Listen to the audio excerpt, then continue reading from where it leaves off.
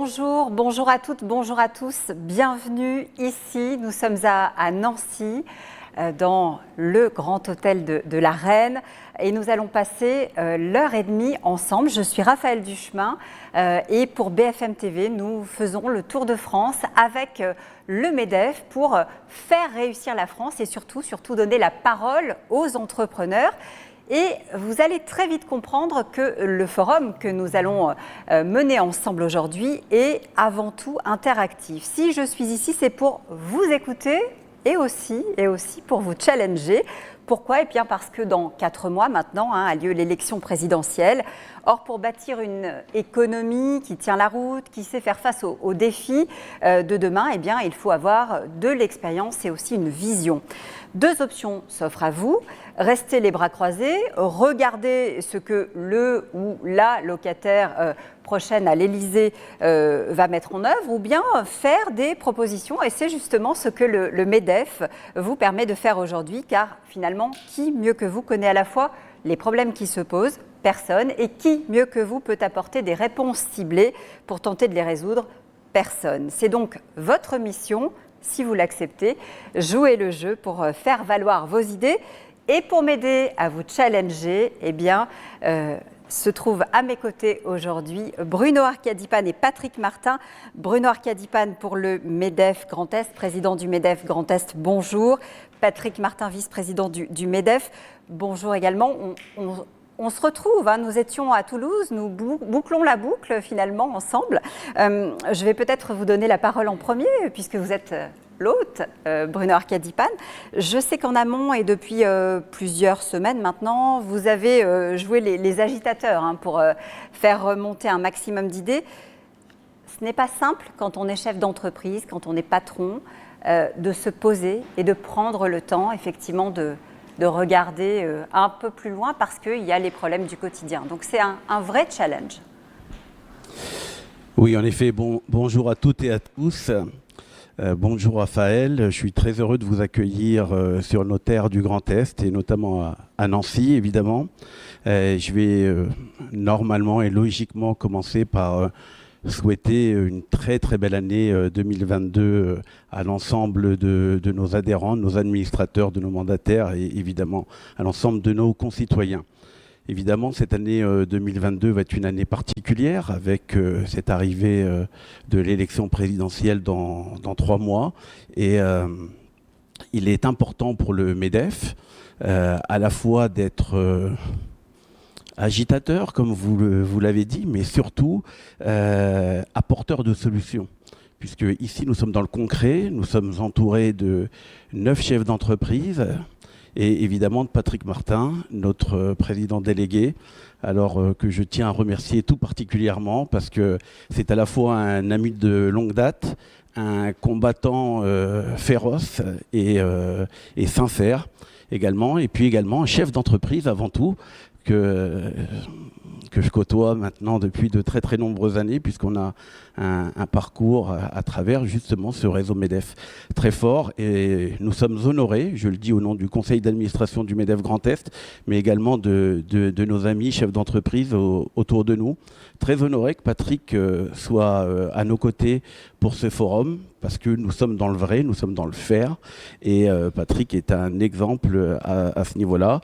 Depuis son arrivée à la tête du MEDEF aux côtés de Geoffroy de Roux de Bézieux, il n'a cessé d'apporter du changement, du mouvement et des solutions. Et on le verra tout à l'heure encore et tout au long de cette émission que c'est à la fois nécessaire et c'est une exigence forte du MEDEF pour la France, pour les chefs d'entreprise et pour les entrepreneurs. Un mot pour les entrepreneurs peut-être. On est tous bénévoles au MEDEF, Geoffroy, Patrick, nous, et je tiens du fond du cœur à remercier l'ensemble de nos administrateurs, de nos mandataires, de tous ceux qui travaillent avec nous tout au long de l'année. C'est du temps, vous l'avez dit, Raphaël, c'est du temps que l'on prend sur nos entreprises et malheureusement quelquefois également sur nos familles. C'est un investissement lourd, mais c'est un investissement enrichissant et nécessaire pour notre pays. Donc je nous souhaite un bon forum et puis j'ai une pensée également pour mon ami Gilles Comont qui est à côté de de nous, président du MEDEF 54, qui nous reçoit aujourd'hui sur cette magnifique place Stanislas. Et voilà, et l'ensemble des équipes, évidemment, du MEDEF Grand Est qui nous ont aidés à réaliser ce forum. Merci beaucoup Bruno Archiadipan. C'est vrai qu'on est dans un environnement fabuleux et vous aviez raison de le signaler. On a beaucoup de chance d'être sur cette magnifique place Stanislas. Patrick Martin, on a déjà commencé ce Tour de France ensemble. Moi, j'aimerais savoir, ce Tour de France, il a été conçu vraiment pour être la porte d'entrée vers l'entreprise, pour que tout le monde, finalement, puisse comprendre quelles sont les problématiques des entrepreneurs. Qu'est-ce qui est déjà remonté, puisque vous avez déjà eu énormément de choses qui vous sont parvenues, d'Occitanie, de Normandie, du centre Val-de-Loire, de la région Sud-Provence. Quels sont les premiers éléments qui vous remontent dans un contexte, précisons-le, qui est très particulier, puisque aujourd'hui, nous sommes, et vous le voyez, nous sommes masqués pour la plupart, et nous sommes beaucoup en télétravail dans les entreprises. Je voudrais commencer d'abord par vous saluer toutes et tous, y compris ceux qui sont en distanciel, vous présenter tous mes voeux, remercier mon ami Bruno pour les propos par trop élogieux qu'il a tenus à mon égard. Et puis, pour me rapprocher de la question quand même, vous dire deux choses. D'abord qu'avec Geoffroy, on est chaque jour un peu plus soucieux d'exprimer le point de vue de terrain de l'ensemble de nos adhérents dans leur diversité territoriale, de taille d'entreprise, de secteur d'activité, pour qu'à aucun moment on soit hors sol ou qu'on commette des erreurs d'analyse et de communication. La deuxième chose qui me paraît encore beaucoup plus importante, c'est que ça a été encore démontré ces derniers jours par des enquêtes à très grande échelle.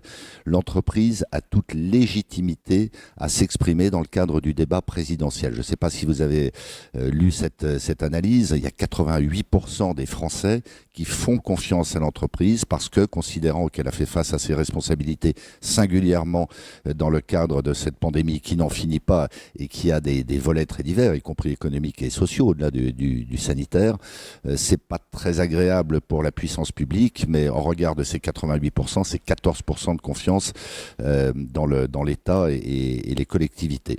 Alors il s'agit en aucun cas pour nous de préempter ce débat et de présumer de nos forces. Nous sommes tous profondément démocrates et parfaitement conscients que ces échéances présidentielles, bien sûr, mais législatives dans la foulée, sont déterminantes et que la légitimité démocratique appartient évidemment à l'exécutif et au législatif. Il n'en demeure pas moins que donc nous sommes légitimes à faire valoir nos points de vue. Alors, je ne vais pas répondre exactement à la question parce que d'une certaine manière, ça serait là aussi préempter le débat, peut-être escamoter ou anticiper un certain nombre de questions. En revanche, ce sur quoi je voudrais bien insister, c'est qu'on est vraiment dans cette logique de proposition. Geoffroy, dès son élection, a dit « nous voulons un MEDEF de proposition ». Ça ne nous empêche pas de récriminer, de râler parfois, et puis je vais peut-être dire deux, trois choses à ce sujet dans les minutes qui suivent, mais l'exercice important auquel on se livre tous ensemble, c'est bien celui-là. C'est d'exprimer des idées, d'exprimer des propositions constructive, sans naïveté, sans angélisme, mais de sorte qu'on soit véritablement contributeur à ce débat politique et autant que faire se peut que les candidats s'approprient nos propositions. Alors ça s'inscrit par ailleurs dans toute une démarche. On est au contact des équipes des candidats qui sont d'ores et déjà déclarés ou de ceux ou celui en tout cas qui n'est pas encore déclaré mais qui est évident pour partager nos points de vue, pour apporter des idées qui sont donc réellement enrichies par les remontées qu'on a à travers ces forums régionaux. C'est pas un exercice de style, n'ayez pas le moindre doute là-dessus. C'est pas simplement pour vous dire on fait semblant de consulter. Non, on intègre vos propositions. Et puis il y a d'autres étapes importantes qui vont arriver, c'est-à-dire la présentation de notre plateforme en perspective de ces élections présidentielles et législatives.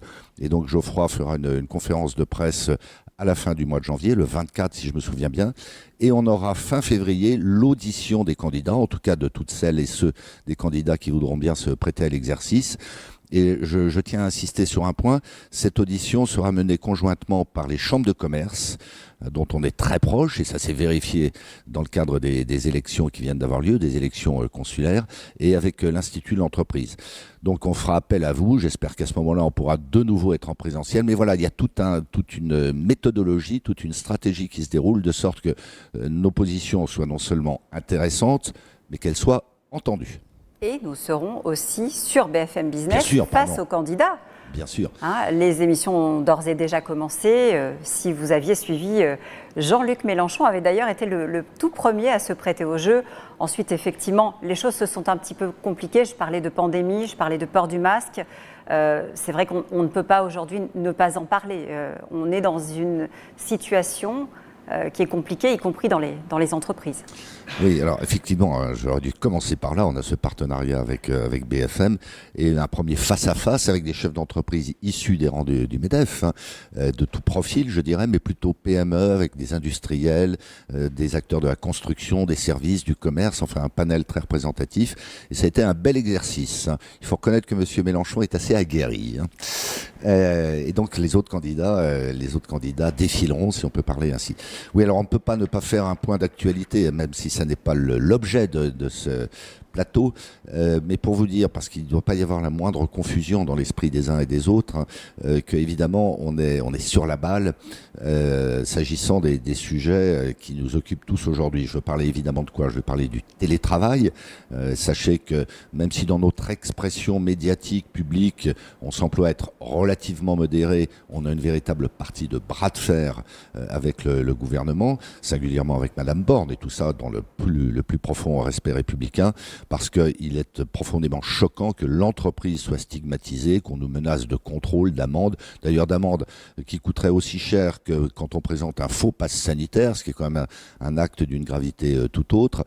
Donc on est par différents canaux en train d'essayer d'enrayer cette machine. Ce ne sont pas les entreprises qui sont à l'origine des contaminations, toutes les études scientifiques le démontrent. Ne venons pas nous compliquer la vie encore, ne nous dénonçons pas la vindicte populaire, alors que, je le redis, les chefs d'entreprise, les entreprises sont très bien perçues par les salariés, par nos concitoyens. Il y a eu le sujet du pass vaccinal, avec dans nos rangs d'ailleurs des sensibilités diverses. Il y a certaines professions, je pense à la restauration collective, qui sont demandeuses de ce pass vaccinal. Et s'agissant de la restauration collective, on peut le comprendre, ça serait transposé à ce métier, ce qui existe dans la restauration commerciale, dans les CHR, au même moment où le télétravail vient encore impacter l'activité de la restauration collective. Mais massivement, nos autres adhérents ne voulaient pas entendre parler de ce contrôle du pass vaccinal en entreprise, parce que très difficile à organiser. Je pense en particulier au secteur du bâtiment, où les équipes sont par nature, par définition réparties sur tout le territoire, partent de bonne heure le matin, et puis des problèmes d'ambiance, parce que, qu'on le veuille ou non, même si on est très partisan de la vaccination, on ne perd pas une occasion de le dire, donc je le redis aujourd'hui, c'est pas à nous d'exercer un pouvoir de police, et on sait qu'il y a des anti-vax, on sait qu'il y a des gens qui, même sans être agressifs, sont contre les vaccins. C'est pas à nous de faire ce job-là, et on a obtenu gain de cause, il faut le dire d'ailleurs, avec le soutien des organisations syndicales. Voilà, et puis le dernier point, je m'en tiendrai là, c'est évidemment finalement presque plus important pour nous, mais un peu lié à la situation sanitaire au niveau mondial aussi, ces problèmes cruels de difficultés d'approvisionnement, d'explosion des prix, singulièrement sur l'énergie. Bon, sachez que sans avoir trouvé la pierre philosophale, la solution miracle, on est au quotidien là également au contact des pouvoirs publics pour essayer de trouver des solutions. La dernière initiative en date, je vais y participer, c'est que dans le cadre du comité de crise sur les délais de paiement, on va élargir le périmètre de compétences de ce comité, où il y a la Banque de France, où il y a le ministère des Finances, où il y a nos amis de la CPME, etc., pour qu'on évite des dérapages entre les donneurs d'ordre et leurs sous-traitants sur des problèmes de pénalité de retard, sur des problèmes de répercussion ou pas de ces hausses de prix. Voilà, on ne manque pas de sujet, mais on reste très positif et, je le redis, très soucieux de peser rationnellement, constructivement, mais de peser très fort dans le débat présidentiel. Et c'est la raison pour laquelle nous avons besoin des propositions des entrepreneurs qui se trouvent ici, à nos côtés, dans le Grand Est, à Nancy. 3 propositions, 3 chefs d'entreprise à chaque fois qui viendront sur 3 thématiques que vous avez choisies, finalement développées. Et on verra comment vous accueillez ces différentes propositions. Et puis, regardez, j'ai devant moi une tablette parce que nous sommes en distanciel aussi avec vous qui nous suivez. Vous pouvez nous envoyer également vos propositions. Je les lirai, je les relayerai en direct évidemment. Donc c'est parti tout de suite. Première thématique, nous allons parler de revitalisation du territoire.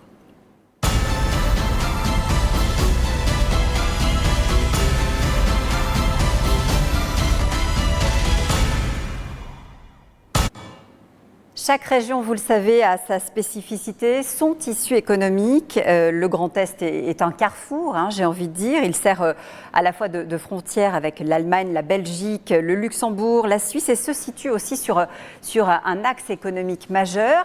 Ici, on le sait, le tissu industriel reste très fort. D'ailleurs, quand on compte le nombre d'emplois dans les multinationales étrangères, le Grand Est, je crois, sort en tête des régions. Nous sommes à Nancy, mais quand on pense Grand Est, on pense aussi à Strasbourg, à Mulhouse, à Reims, à Metz. On pense Mercedes-Benz, on pense Veuve Clicquot, on pense Saint-Gobain, etc. etc. Mais c'est vrai que les 10 départements ont finalement chacun leur spécificité. Si l'industrie, je l'ai dit, est toujours très forte, le Grand Est est aussi très agricole. Le secteur génère à lui seul quelque chose comme 8 milliards de chiffre d'affaires, 8 milliards d'euros de chiffre d'affaires grâce à ses près de 50 000 exploitations et à ses forêts aussi. Enfin, le Grand Est est aussi une terre où la santé et l'innovation comptent, avec notamment 6 pôles de compétitivité qui sont installés ici. C'est important de le signaler parce que l'innovation et les pôles de compétitivité ont leur rôle à jouer dans la France qu'on essaye de construire pour nos enfants. L'activité a été, c'est vrai, fortement impactée par la crise que nous traversons depuis maintenant 2 ans. La région a subi de grosses pertes d'emplois, notamment dans la Haute-Marne et dans le Haut-Rhin, le commerce et l'industrie étant en première ligne. Toutefois, la construction, mais aussi les services non marchands continuent manifestement à créer des emplois et ça, on ne peut que s'en féliciter. Et puis, les perspectives sont plutôt encourageantes parce que vous avez été interrogé par la Banque de France. Et que dites-vous alors que la 5e vague était déjà là? Eh bien, que oui, vous êtes confiant et vous êtes optimiste quant à l'évolution de votre activité. Alors, comment rebooster la région? Eh bien, messieurs, à vous la parole. On parlait de l'importance du secteur de la santé dans la région. Et bien justement, il y a peut-être moyen de le faire grandir et prospérer. Première proposition peut-être pour Christophe Baillet, le docteur Christophe Baillet qui a déjà le micro.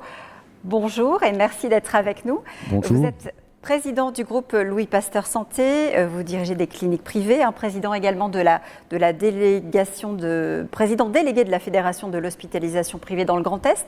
Et vous dites qu'il faut régénérer nos 3 écosystèmes en travaillant sur un maillage de proximité, c'est-à-dire c'est vrai que nous, je crois que la santé, c'est un acteur indispensable pour une entreprise. Dans son environnement, sur un territoire, sur une petite ville, vous parlez de la Haute-Marne, donc on a une clinique à Saint-Dizier, et le salarié, l'individu qui veut venir travailler à Saint-Dizier va regarder quoi? Va regarder au niveau individuel l'éducation pour ses enfants, la culture éventuellement, le dynamisme culturel et la santé. Y a-t-il des médecins, y a-t-il des établissements de santé qui vont pouvoir le prendre en charge, sa famille en cas de maladie? Donc on voit que c'est un point clé dans ces territoires. Deuxième point, au niveau aussi, bien sûr, dans ces territoires, les villes sont attentives avec les hôpitaux. Mais souvent, c'est un hospitalocentrisme. Un peu, on est dans l'hospitalocentrisme comme on l'est au niveau administratif dans une centralisation parisienne. Et on oublie souvent les professionnels de proximité, les établissements privés et leur dynamisme qui font venir d'autres professionnels et qui, justement, vont apporter une valeur ajoutée forte. Donc on est confronté, nous, au quotidien, à cette problématique qui, au-delà de mesures fiscales, il y a 2 problématiques. La réglementation, qui est de plus en plus rigide, qui donc, aujourd'hui, on ne peut plus faire venir un chirurgien dans une ville comme Saint-Dizier, puisque les quotas d'activité fait qu'un bon chirurgien ne voudra jamais venir travailler à Saint-Dizier. Donc, c'est une réglementation de plus en plus rigide, qui ne peut pas s'appliquer sur nos territoires. Donc une simplification des normes, ça c'est vraiment un objectif très important. Deuxième problématique qu'on rencontre, si on veut revitaliser les territoires, c'est d'avoir des personnes disponibles. Donc la formation. Dans nos domaines, à Nancy, aujourd'hui, il manque 200 infirmières dans les établissements de santé. Donc on voit bien que là, il y a Il y a un retard à l'allumage. On ne parle pas des médecins. Des médecins, vous allez en Meuse, en Haute-Marne et même à Nancy. Dans le centre de Nancy, on manque de médecins généralistes. Donc il y a 2 axes sur lesquels il faut vraiment travailler. Simplification administrative. Ça fait des années que tous les présidents nous promettent de réduire le volume du code du travail et de l'administration dans le domaine, c'est le code de santé publique. Il a dû doubler en 10 ans. Et en même temps, vraiment faciliter la formation. La VAE, dans notre domaine, la VAE est quelque chose qu'il faut vraiment travailler, où l'entreprise a tout son rôle. Voilà, les 2 propositions sont celles-là. À la fois simplifier et former et faciliter pour les entreprises la possibilité de former ses équipes. D'un mot peut-être, Patrick Martin, c'est vrai que la pandémie a peut-être mis encore plus l'accent sur les besoins. Vous parliez des infirmières, du manque de médecins. Je crois que là, tout le monde en a conscience aujourd'hui. Oui, alors on entend beaucoup ce que dit singulièrement la Fédération de l'hospitalisation privée, qui est représentée, qui travaille beaucoup au niveau du MEDEF, notamment la présidence du comité santé. Mais on a un peu sur le sujet de la santé la caricature des défaillances ou des dérives du système français, avec beaucoup de pesanteur, le rôle des ARS en particulier, qu'il ne faut pas stigmatiser non plus. D'une région à l'autre, ça a été plus ou moins efficace. Mais on dépense beaucoup d'argent pour des résultats qui, au fil du temps, se dégradent parce que trop de procédures, trop de contrôle, trop de centralisme. Alors c'est vrai dans la santé, c'est vrai dans l'éducation nationale, où là aussi on dépense beaucoup d'argent comparativement à d'autres pays, ou à tous les autres pays d'ailleurs, pour des résultats qui dans les palmarès internationaux se dégradent. On a le sujet de la sécurité, qui pour certains d'entre eux peuvent paraître éloignés des préoccupations directes de l'entreprise. Non, pas du tout. On a effectivement besoin d'avoir un secteur de la santé qui fonctionne bien, mais des salariés qui soient en bonne santé. Ça renvoie à la réforme de la santé au travail à laquelle on a procédé. On a besoin d'évoluer dans un environnement non pas sécuritaire, mais sécurisé. Et puis on a surtout besoin de salariés qui, dès l'origine, dès l'enseignement primaire, sont bien formés, notamment dans des disciplines scientifiques où les dernières réformes ont au contraire conduit à une désertion des filières scientifiques. Donc c'est totalement paradoxal et je dirais presque suicidaire. On se rejoint complètement et sur les sujets de formation, on y reviendra peut-être. Tout ce qui est la formation continue, la formation professionnelle, a connu des belles évolutions, mais déjà sur le plan du financement, on est au bout du rouleau. Encore une organisation totalement centralisée à la main de l'État. On veut faire bouger les lignes. Et puis la VAE, effectivement, un sujet qui a été un peu abandonné alors qu'il est fondateur dans la perspective des changements, des besoins de compétences qu'on va avoir dans tous les secteurs d'activité compte tenu des mutations de l'économie. Bruno Arcadipane, je vous voyais avoir envie de réagir parce que la situation qu'on connaît forcément avec, y compris des infirmières par exemple, qui aujourd'hui démissionnent, des médecins qui démissionnent, c'est valable partout, mais ça l'est aussi ici en Grand Est. Oui, alors quelques réactions, et pour en avoir discuté longuement avec le docteur Baillet, avec Lamine également qui préside le pôle santé au BDF. Aujourd'hui, nous sommes convaincus, comme le disait Christophe, en fait qu'il faut totalement repenser ce système de santé. Moi, il y a des choses qui m'ont beaucoup choqué. Le Grand Est a été le premier touché par la Covid-19. On a été dans une situation invraisemblable. Le sujet que pose Christophe, il touche beaucoup de sujets que l'on va montrer du doigt tout à l'heure. La souveraineté nationale. Lorsqu'on est dans une réunion interministérielle et qu'on découvre qu'on n'a plus de Doliprane ou qu'il n'y aura plus de Doliprane, ensuite on n'avait plus de blues, on n'avait plus de... Enfin, on peut laisser Christophe expliquer tout ça, mais nous étions dans une situation dramatique et je découvre en discutant avec eux que les centres hospitaliers sont totalement débordés et que les cliniques privées, par exemple, n'avaient plus de travail. Plus de travail, pourquoi ? Parce que plus personne n'osait se faire opérer, les soins courants n'avaient plus lieu, etc. Et nous avions peu de transferts, et je parle sous le contrôle de Christophe Baillet, peu de transferts des hôpitaux publics vers les cliniques privées. Donc ça prouve bien qu'il y a une problématique, ça prouve bien que l'État doit recentrer les ARS, etc., sur leur métier de base, la stratégie, etc., et que l'on doit entendre le monde du privé, les entreprises du privé, et notamment celle de la FHP, pour repenser tout ça. On ne peut pas se retrouver une nouvelle fois dans ce type de situation. Ensuite, et on le verra peut-être plus loin dans ce forum, il y a évidemment la problématique de la relocalisation. Ne pas avoir le minimum de produits pour faire face à une pandémie, c'est dramatique. Et puis, on n'a toujours pas de vaccin français. Donc, je rebondis sur ce que vient de dire Patrick. On a une problématique de formation et de formation à tous les niveaux. Évidemment, au niveau les plus courants, mais aussi sur l'élite. On voit bien que nous avons pris du retard là où nous avions de l'avance il y a encore quelques décennies. Et pour le rattraper, ce retard, on a mis en place des pôles de compétitivité qui sont là pour essayer de faire émerger des solutions, émerger de l'innovation. Vous allez voir où je veux en venir. Nous n'avons pas évoqué l'une des grandes thématiques de la campagne qui est celle du climat, hein, c'était un choix, et de la croissance durable, mais d'une certaine manière, on va en parler, puisque la seconde proposition est signée Jean-Michel Frada. Bonjour. Vous êtes directeur de Réseau l'Est. Vous vous occupez de traitement et d'élimination des déchets dangereux. Vous êtes vice-président de France Chimie Grand Est et administrateur du MEDEF Meurthe-et-Moselle.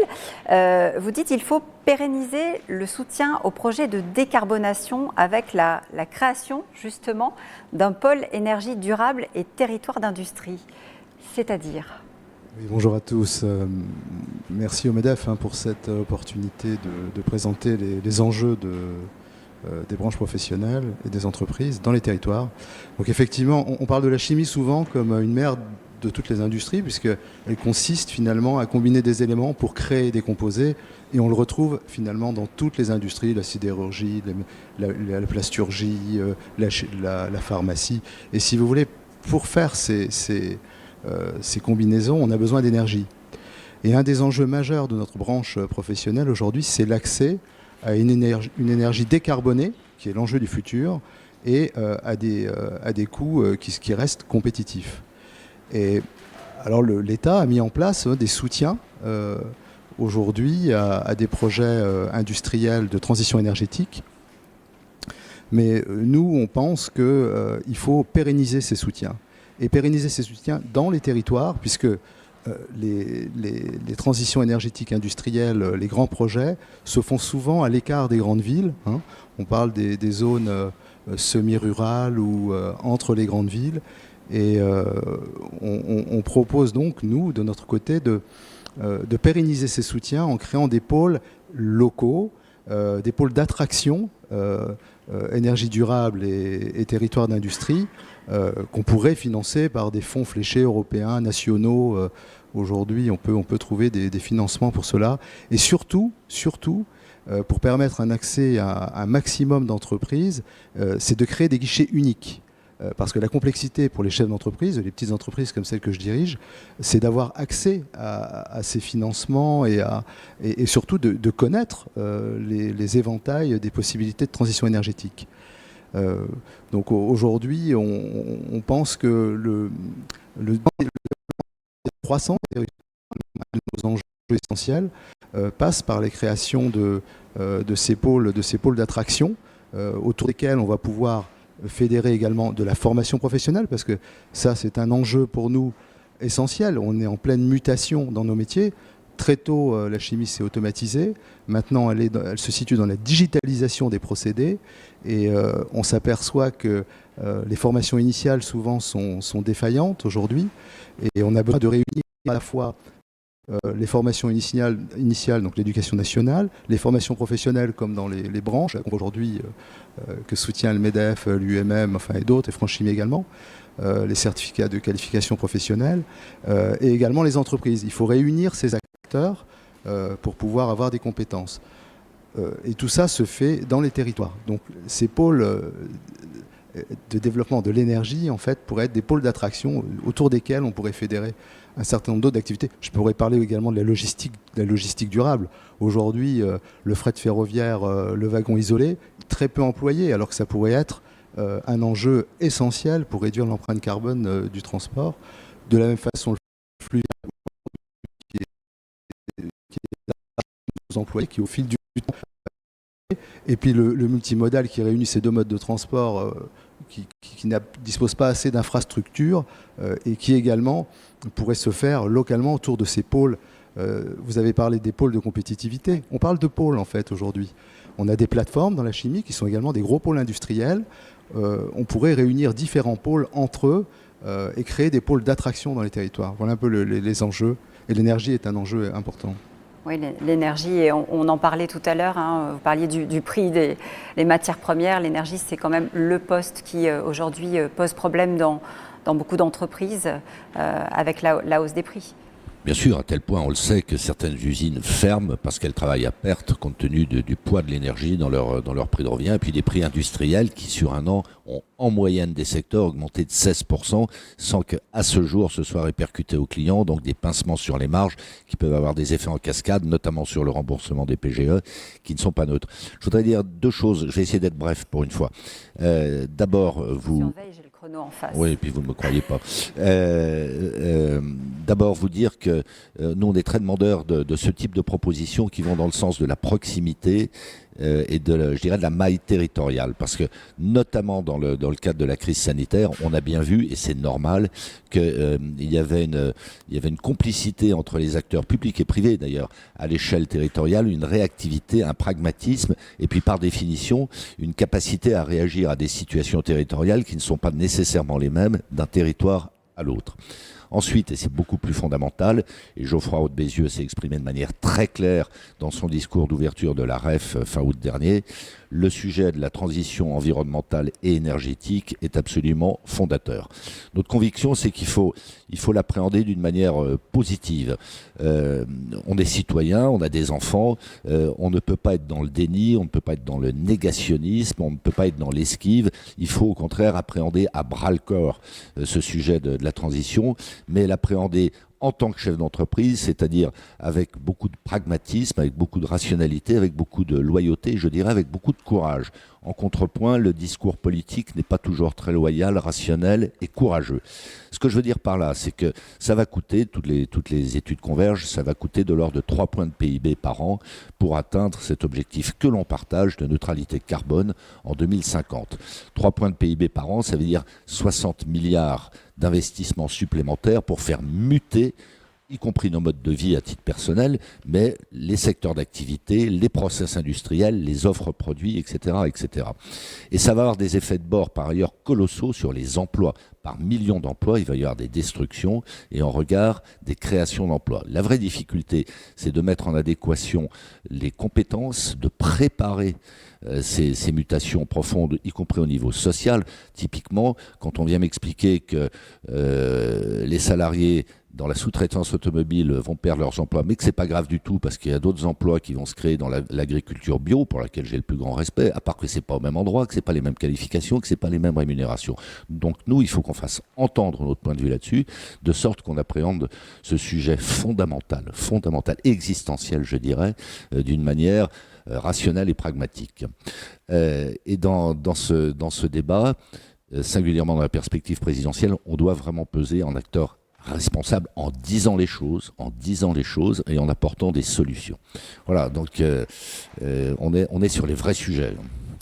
Bruno Arcadipane, ce glissement d'emploi d'un secteur vers l'autre sur un territoire donné pour conserver les emplois, les maintenir dans la même région, c'est quelque chose que vous envisagez, auquel vous avez d'ores et déjà pensé, autour de ces pôles qui peuvent peut-être sortir de terre demain en y mettant les moyens? Bon, on est totalement pour, évidemment, et c'est ce qu'on s'efforce de faire dans le Grand Est depuis longtemps. Jean-Michel précisait quelque chose d'extrêmement important. C'est ce mix équilibré dont on a absolument besoin en France et particulièrement dans le Grand Est. Si on fait un zoom sur notre région, là aussi, on découvre des choses invraisemblables. On a arrêté Fessenheim qui pouvait fonctionner encore pendant des dizaines d'années avec des investissements très faibles, et on fait tourner en ce moment même deux centrales à charbon à 100% de leur capacité parce qu'on n'a plus suffisamment d'énergie. Donc au MEDEF et dans le Grand Est tout particulièrement, nous savons et nous sommes pour que le nucléaire continue à avoir un rôle majeur dans ce mix. Et de toute façon, pour être très clair, on n'a pas beaucoup d'autres choix. Et même ceux qui étaient contre sont aujourd'hui dans l'obligation de reconnaître que c'est certainement une des énergies les moins polluantes. Et puis, pour compléter tout ça et aller dans le sens de votre question et de la proposition de Jean-Michel, nous sommes aussi pour qu'il y ait des avantages fiscaux importants pour les PME et les ETI qui vont être capables de mesurer leur impact et également de travailler sur l'innovation. Peut-être un mot, puisque nous sommes là pour faire des propositions, un mot rapide sur le sujet précédent. Au MEDEF, nous sommes pour la création d'un fonds stratégique sanitaire. Un peu comme ça peut exister aux États-Unis, où c'est un fonds qui nous permettrait de travailler sur le temps long et notamment sur la problématique de la recherche de très haut niveau, mais également sur le temps très court, en cas de pandémie comme celle que nous avons pu vivre et que nous vivons depuis 2 ans, pour être capable d'avoir une mobilisation financière très lourde sur les besoins primaires et immédiats. Donc voilà une vraie proposition du MEDEF et particulièrement de notre région. Et les propositions commencent à arriver, je tiens à vous le préciser, sur la tablette, puisque vous nous suivez évidemment en distanciel. Laurent nous dit, à Lunéville, par territoire, mettre à disposition des créateurs, des développeurs d'entreprises, des seniors, des chefs d'entreprise, sous contrat d'engagement et disponible au quotidien, un accès pour toute question ou problème qui survient au créateur au fil de sa journée. Il parle des questions de fonctionnement, un modérateur qui réceptionnerait la demande, avec des prises de rendez-vous possibles, en fait, faire en sorte que les choses se simplifient pour aider les créateurs d'entreprises et les entrepreneurs qui sont confrontés à des problématiques. Michel Borins, qui est dirigeant de 1000 Plast et qui est président du MEDEF des Vosges, nous dit qu'il faut repenser le modèle pour faciliter la formation et le fonctionnement des OPCO, revenir à davantage de proximité. Je sais que c'est un sujet qui vous tient à cœur. Voilà, on va comme ça passer en revue toutes vos propositions. N'hésitez pas à nous les envoyer sur le chat. Elles arrivent jusqu'ici, donc on les prendra en compte. Je vais donner la parole à... Oui. Je vous en prie. Brièvement. Il y a une dimension qu'évidemment on doit prendre en compte, et on le fait, qui est la dimension européenne. Typiquement, avec Luc Benoît-Catin, le président de France Chimie, mais également avec l'AFEP, on a monté une task force que je dirige, c'est pas le mot que je coordonne, pour être très offensif, très présent sur des sujets à l'échelle européenne, le Green Deal, Fit for 55, de sorte que là aussi, en regard d'intentions louables et qu'on partage, on ramène en permanence les pieds sur terre aux législateurs et à la Commission européenne pour ne pas nous embarquer vers des solutions irréalistes et finalement contre-productives, parce que ça braquerait non seulement les chefs d'entreprise, mais la population contre la transition environnementale indispensable. Je le dis souvent, effectivement, Geoffroy Roux de Bézieux a parlé de mère des batailles. Évidemment, cette bataille, il faut la mener, mais qu'elle ne soit pas hors sol. C'est la raison pour laquelle il faut rester sur des propositions très, très concrètes et avancer pas à pas, effectivement. Pascal Urano, directeur général du groupe Urano. On ne vous présente plus, évidemment, mais on va parler de votre proposition. Alors, vous m'avez fait des cachotteries. Je ne sais pas grand-chose de votre proposition. Je sais simplement qu'on va parler de fracture territoriale. C'est bien ça ? C'est tout à fait ça. Mais enfin, c'est la redite un peu de tout ce que je viens d'entendre. Aujourd'hui, je le placerai sur 2 axes. Le premier axe, c'est le rôle de la puissance publique donc de l'État, des collectivités territoriales, régionales, départementales, comités de communes, qui doivent aujourd'hui faire dans des territoires comme les nôtres, faire en sorte que nous soyons, je dirais, opérationnels. Donc opérationnels, c'est des voies de communication terrestres, ferroviaires, des voies de communication numériques, tout ce qui permet aujourd'hui des systèmes hospitaliers, des systèmes qui permettent en fait aux collaborateurs, aux gens qui vivent dans ces territoires, d'y rester, d'y vivre mieux, d'y vivre bien, et surtout d'attirer de nouveaux collaborateurs. Ça, c'est le premier axe, et ça, c'est pas notre rôle, je dirais, c'est le rôle de la puissance publique, et je trouve que nos territoires sont plutôt mal aimés ou ont pris beaucoup de retard sur d'autres. Et je voyais l'évolution de la population où il y a encore pas très longtemps, seule notre région ex-Champagne-Ardenne perdait des habitants. Et aujourd'hui, on a maintenant 3 ou 4 régions qui perdent des habitants.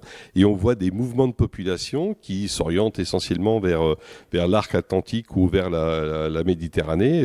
Alors pourquoi, je ne sais pas, mais je pense qu'aujourd'hui, il est le rôle de la puissance publique de faire en sorte de donner un attrait à la fois institutionnel, à la fois opérationnel sur nos territoires pour que les collaborateurs qui sont dans ces territoires puissent y vivre dans de bonnes conditions et soient attirés par ceci. Et le deuxième axe, c'est de faire en sorte que nos territoires, et ça c'est notre rôle, c'est le rôle sociétal de l'entreprise, on parle de formation, aujourd'hui on fait partie de ces 60 entreprises qui ont créé un centre de formation interne, je dirais, à un CFA officiel à l'intérieur, c'est la seule solution pour qu'on réduise une autre fracture qui est la fracture sociale. Aujourd'hui, on ne peut plus continuer dans un pays où il y a 4 ou 5 millions de personnes qui cherchent un travail et il y a 1 ou 2 millions d'emplois qui sont non pourvus. Et manifestement, tout ce qui fonctionnait avant, ou tout ce qui était opérationnellement ne fonctionne pas suffisamment bien, voire pas du tout. Et aujourd'hui, il est de notre rôle social de permettre de ces passerelles entre les personnes qui sont éloignées de l'emploi pour les former, les accompagner, les upgrader pour qu'on arrive aujourd'hui à avoir une société qui fonctionne de la façon la plus paisible possible. Et tous les mouvements que nous avons pu rencontrer ces derniers temps de contestation font qu'aujourd'hui vous avez plusieurs France, des France qui sont malheureuses, des France qui sont peut-être pas trop courageuses, puis des France qui veulent aujourd'hui, je dirais, changer de statut, et il est de notre responsabilité de créer les conditions nécessaires pour pouvoir, je dirais, faire fonctionner nos entreprises et par voie de conséquence, je dirais, la société de façon plus générale.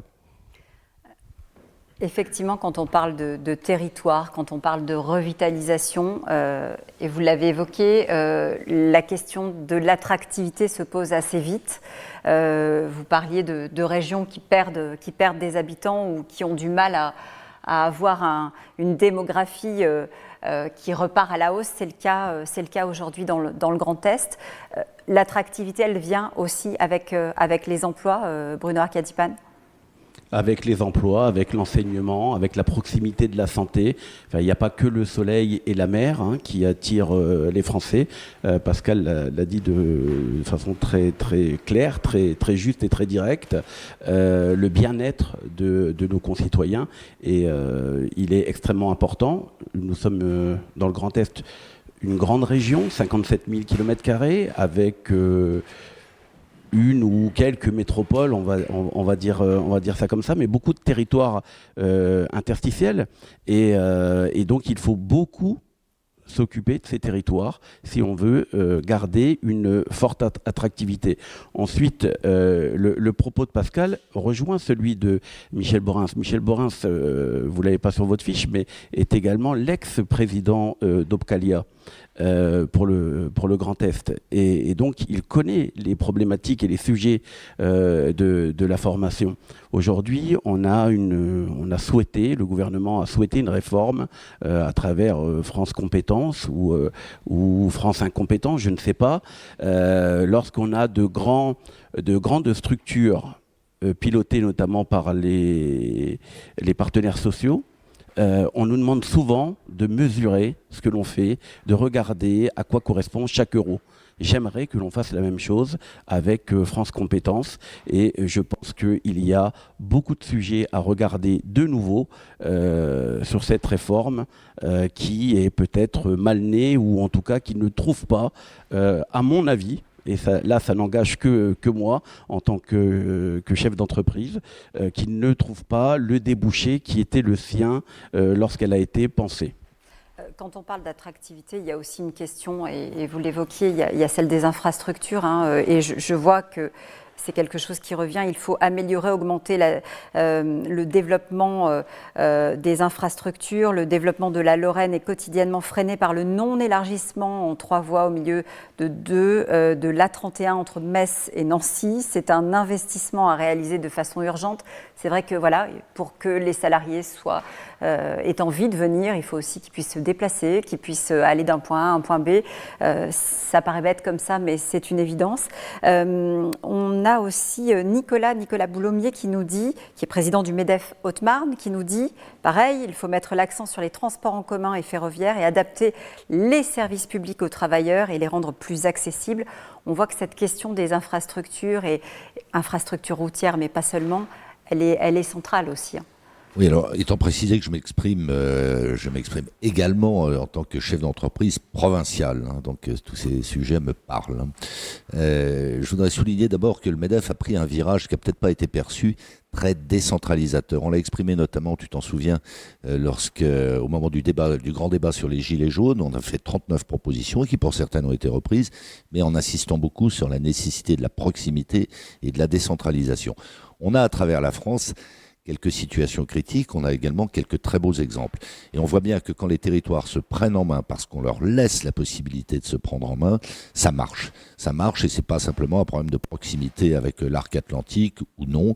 C'est vraiment... Plus de décentralisation. C'est réclamé partout. Alors, et moi je voudrais, ça fera probablement partie de nos propositions, dire que singulièrement s'agissant de l'emploi, on a évoqué la formation et je partage totalement ce qu'a dit Michel et ce que tu viens de souligner.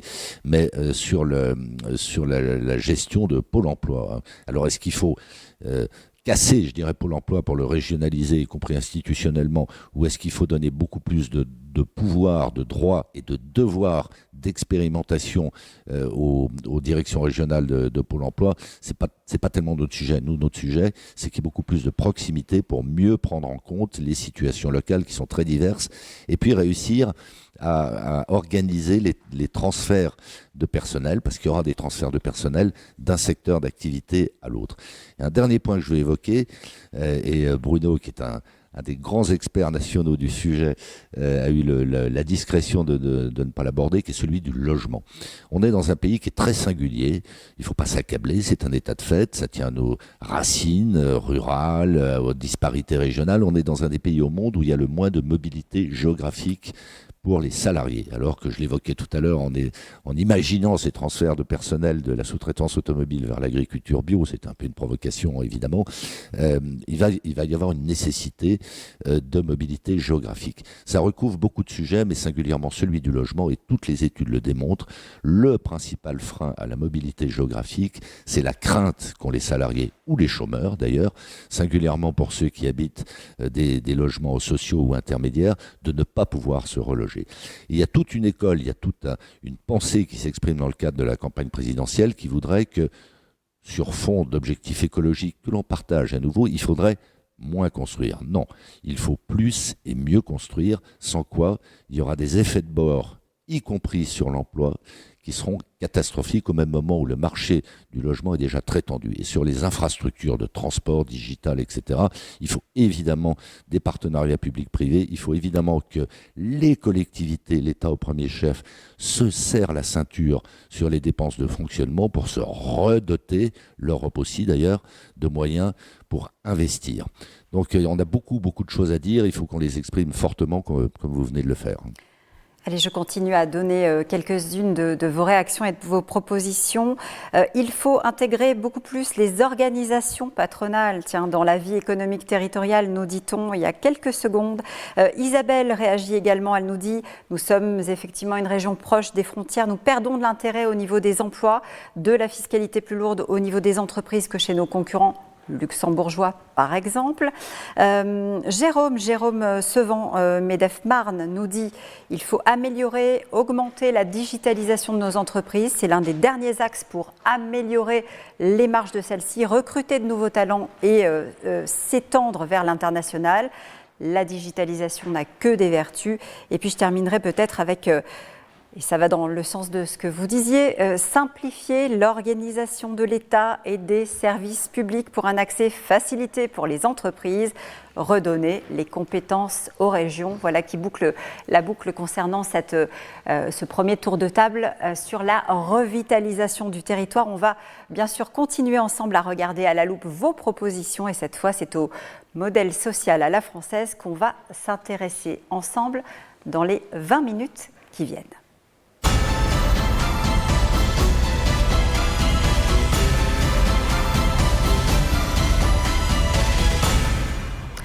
Et oui, financer notre modèle social, d'abord, qu'est-ce que c'est que le modèle social français? Eh bien, c'est le système adopté par notre pays qui nous permet d'organiser à la fois la protection sociale, mais aussi les retraites, l'éducation, l'accès à l'emploi, on en parlait, au logement également.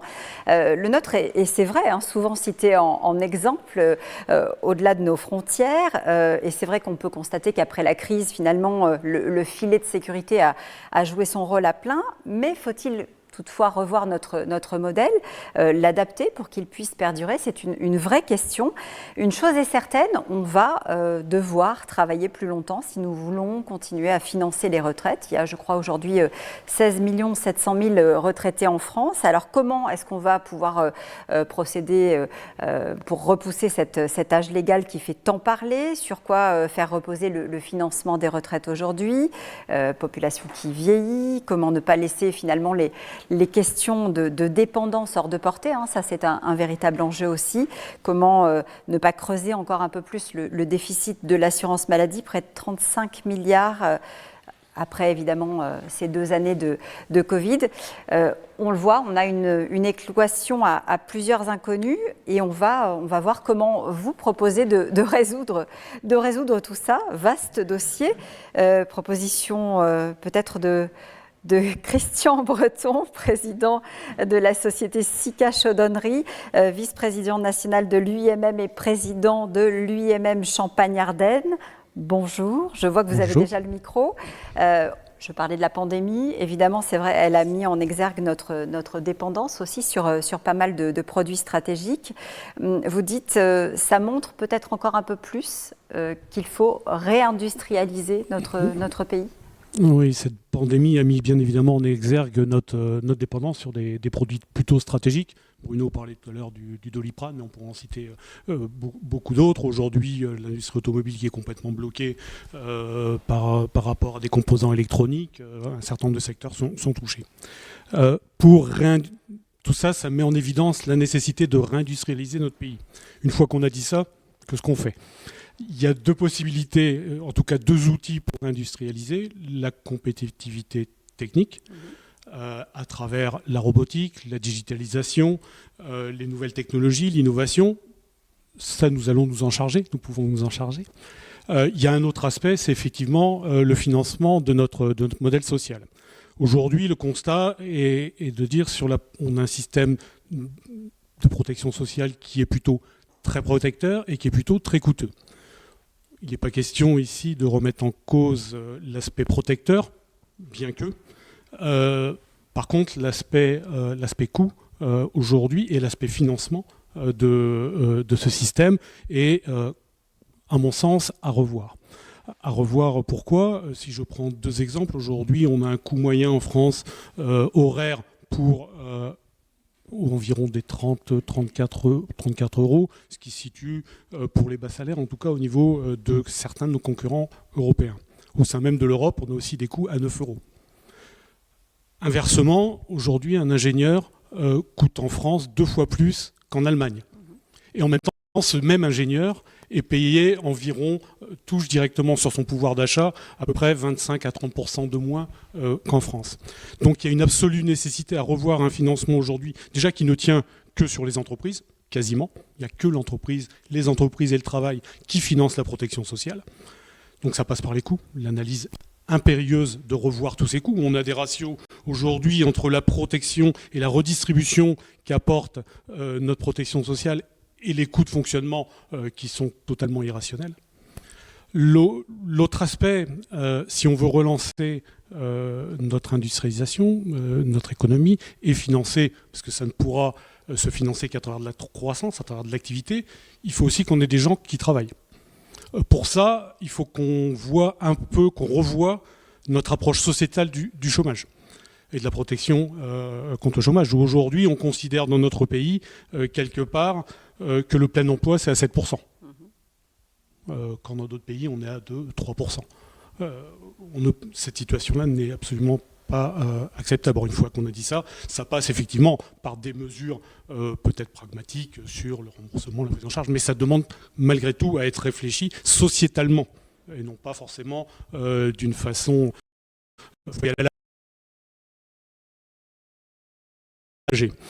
Ensuite, le troisième pôle qui nous coûte cher, vous l'avez évoqué, et qu'on a du mal à appréhender aujourd'hui, c'est les retraites. Et il y a, dans le cadre de notre élection, une réforme latente, quel que soit le candidat, quel que soit la future ou le futur président, il faudra qu'il prenne le sujet. Alors aujourd'hui, nous, on a une approche, bien évidemment, assez pragmatique. De retraiter pour une personne qui travaille, ça n'a pas de sens. C'est, quelque part, une approche mathématique. Néanmoins, il y a aussi des pistes, aujourd'hui, puisqu'on se retrouve avec, finalement, deux sujets. Un sujet de formation. On a du mal, la plupart des métiers, aujourd'hui, des branches ont du mal à recruter. On l'a vu sur une période de croissance, de rattrapage qu'on a pu avoir en sortie de crise, même si on peut considérer qu'on est en sortie de crise. Et en même temps, des seniors qui ne restent pas dans l'emploi, aussi parce qu'il y a des dispositifs qui leur permettent de partir plus tôt, et aussi, on doit aussi prendre notre part du travail, parce que dans les entreprises, aujourd'hui, un senior coûte éventuellement un petit peu plus cher. Je suis persuadé qu'aujourd'hui, on peut mettre en place des dispositifs entre les seniors et l'apprentissage. On voit dans certains nombres de sociétés, beaucoup dans l'industrie, où on perd des savoir-faire, on perd de l'histoire de l'entreprise, on perd de sa culture, parce que quand les anciens, je vais les appeler comme ça, les seniors, sortent de l'entreprise, il y a des valeurs qui s'étiolent. On va parler, je pense tout à l'heure, aussi de la valeur travail. Il y a aussi des choses qui s'étiolent. Il n'y a plus cette relation intergénérationnelle, peut-être, qui pouvait y avoir, qui pouvait ou pas d'ailleurs, mais en tout cas qu'il faudrait remettre en place. Et en même temps, on a des jeunes qu'on a du mal à garder dans les entreprises, qu'on a du mal à amener vers un certain nombre de métiers, et qui est le mieux placé aujourd'hui que quelqu'un qui a aimé son métier, qui a aimé sa profession, de retransmettre cela. Et je pense qu'on peut mettre en place, et je propose, c'est une de mes propositions aussi, des dispositifs pour amener tout doucement les gens à rester plus longtemps dans l'entreprise, mais pas forcément sur les mêmes tâches, mais par contre sur des accompagnements sur l'apprentissage des jeunes dans le cadre du tutorat ou tout autre dispositif qui pourrait être mis en place. Donc 3 points dans cette proposition, hein, si j'ai bien retenu, effectivement, revoir le financement et notamment les coûts de fonctionnement, agir sur le chômage, sur la position sociétale du chômage, hein, et puis agir aussi sur ces passerelles entre les jeunes et les seniors pour qu'il y ait davantage de transmission. Peut-être une réaction, messieurs. Comme toujours, Christian Martin a dit des choses très sensées. Là, je pose une question plus que je n'apporte un commentaire. Vous savez qu'on n'a pas le droit de poser des questions. Je plaisante. Bon. Je la pose. Non, je voudrais qu'on s'accorde, quitte à être contré ou démenti sur une des choses importantes que tu as dites, à savoir que notre modèle social, dans le pays qui a le plus fort taux de prélèvement obligatoire des pays développés et le plus fort taux de dépenses publiques, notre modèle social suppose que nous ayons de la croissance en France. Alors même que nous avons une croissance, nous rééquilibrons, je dirais, ce que nous avons perdu en 2020 par la croissance. Vous l'avez souligné, les déficits et les dettes de nos régimes sociaux sont abyssaux. Et donc, dans la perspective de cette campagne, il y a un sujet assez fondateur qui est celui de savoir si nous voulons de la croissance ou de la décroissance. Il y a quand même, ça ne vous a pas échappé, des candidats qui militent pour la décroissance, avec des arguments qui intellectuellement peuvent tenir la route. Est-ce que vous êtes d'accord pour dire que cette croissance, d'abord, doit être frugale, elle doit être économe, elle doit être responsable, bien sûr, mais il nous faut de la croissance sans quoi on ne pourra pas investir en particulier sur les nouvelles technologies qui nous permettront d'atteindre nos objectifs environnementaux et sur une croissance sans laquelle nos régimes sociaux s'effondreront avec des conséquences, y compris politiques, dramatiques. Est-ce qu'on est d'accord là-dessus? Je ne sais pas si les participants à distance peuvent réagir là-dessus. Ensuite, j'arrête sincèrement, c'est vrai qu'on a une part de responsabilité. Hein, il faut sur les retraites, sur l'assurance chômage, que la puissance publique, mais autant que possible les partenaires sociaux prennent leurs responsabilités.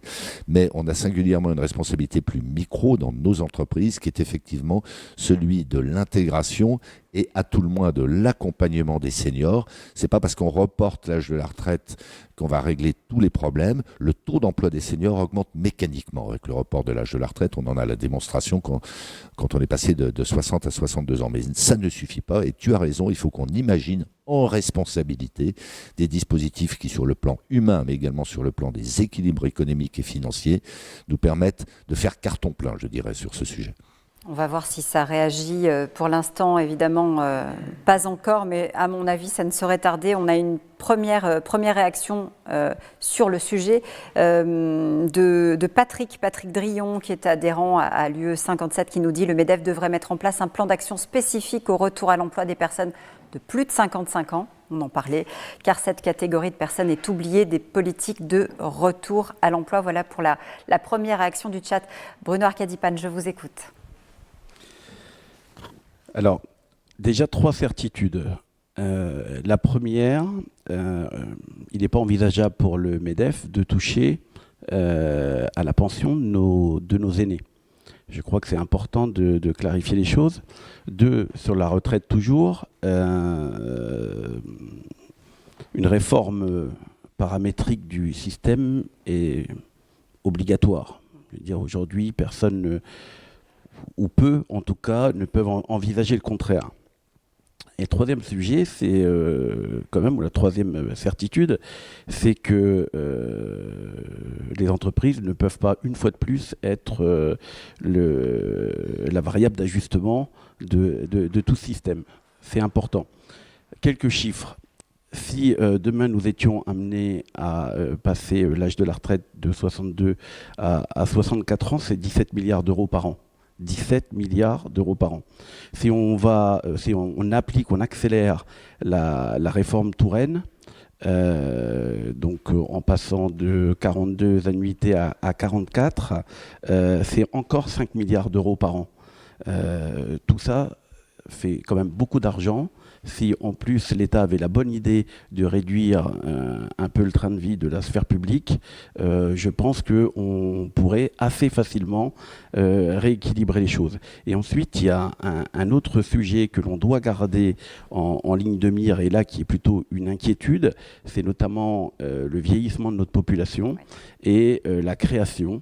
Il y a maintenant 2 ans, enfin, ou un an passé, de cette 5e branche de la sécurité sociale qui, pour moi, est une vraie inquiétude, parce que pour financer ça, il va falloir partir de loin, commencer à imaginer les solutions maintenant, et donc c'est pour ça que là aussi, le MEDEF est force de proposition, parce qu'on soutient évidemment cette réforme des retraites paramétriques. On continue ? On continue. J'attends vos réactions. Le chat est ouvert. Allez-y.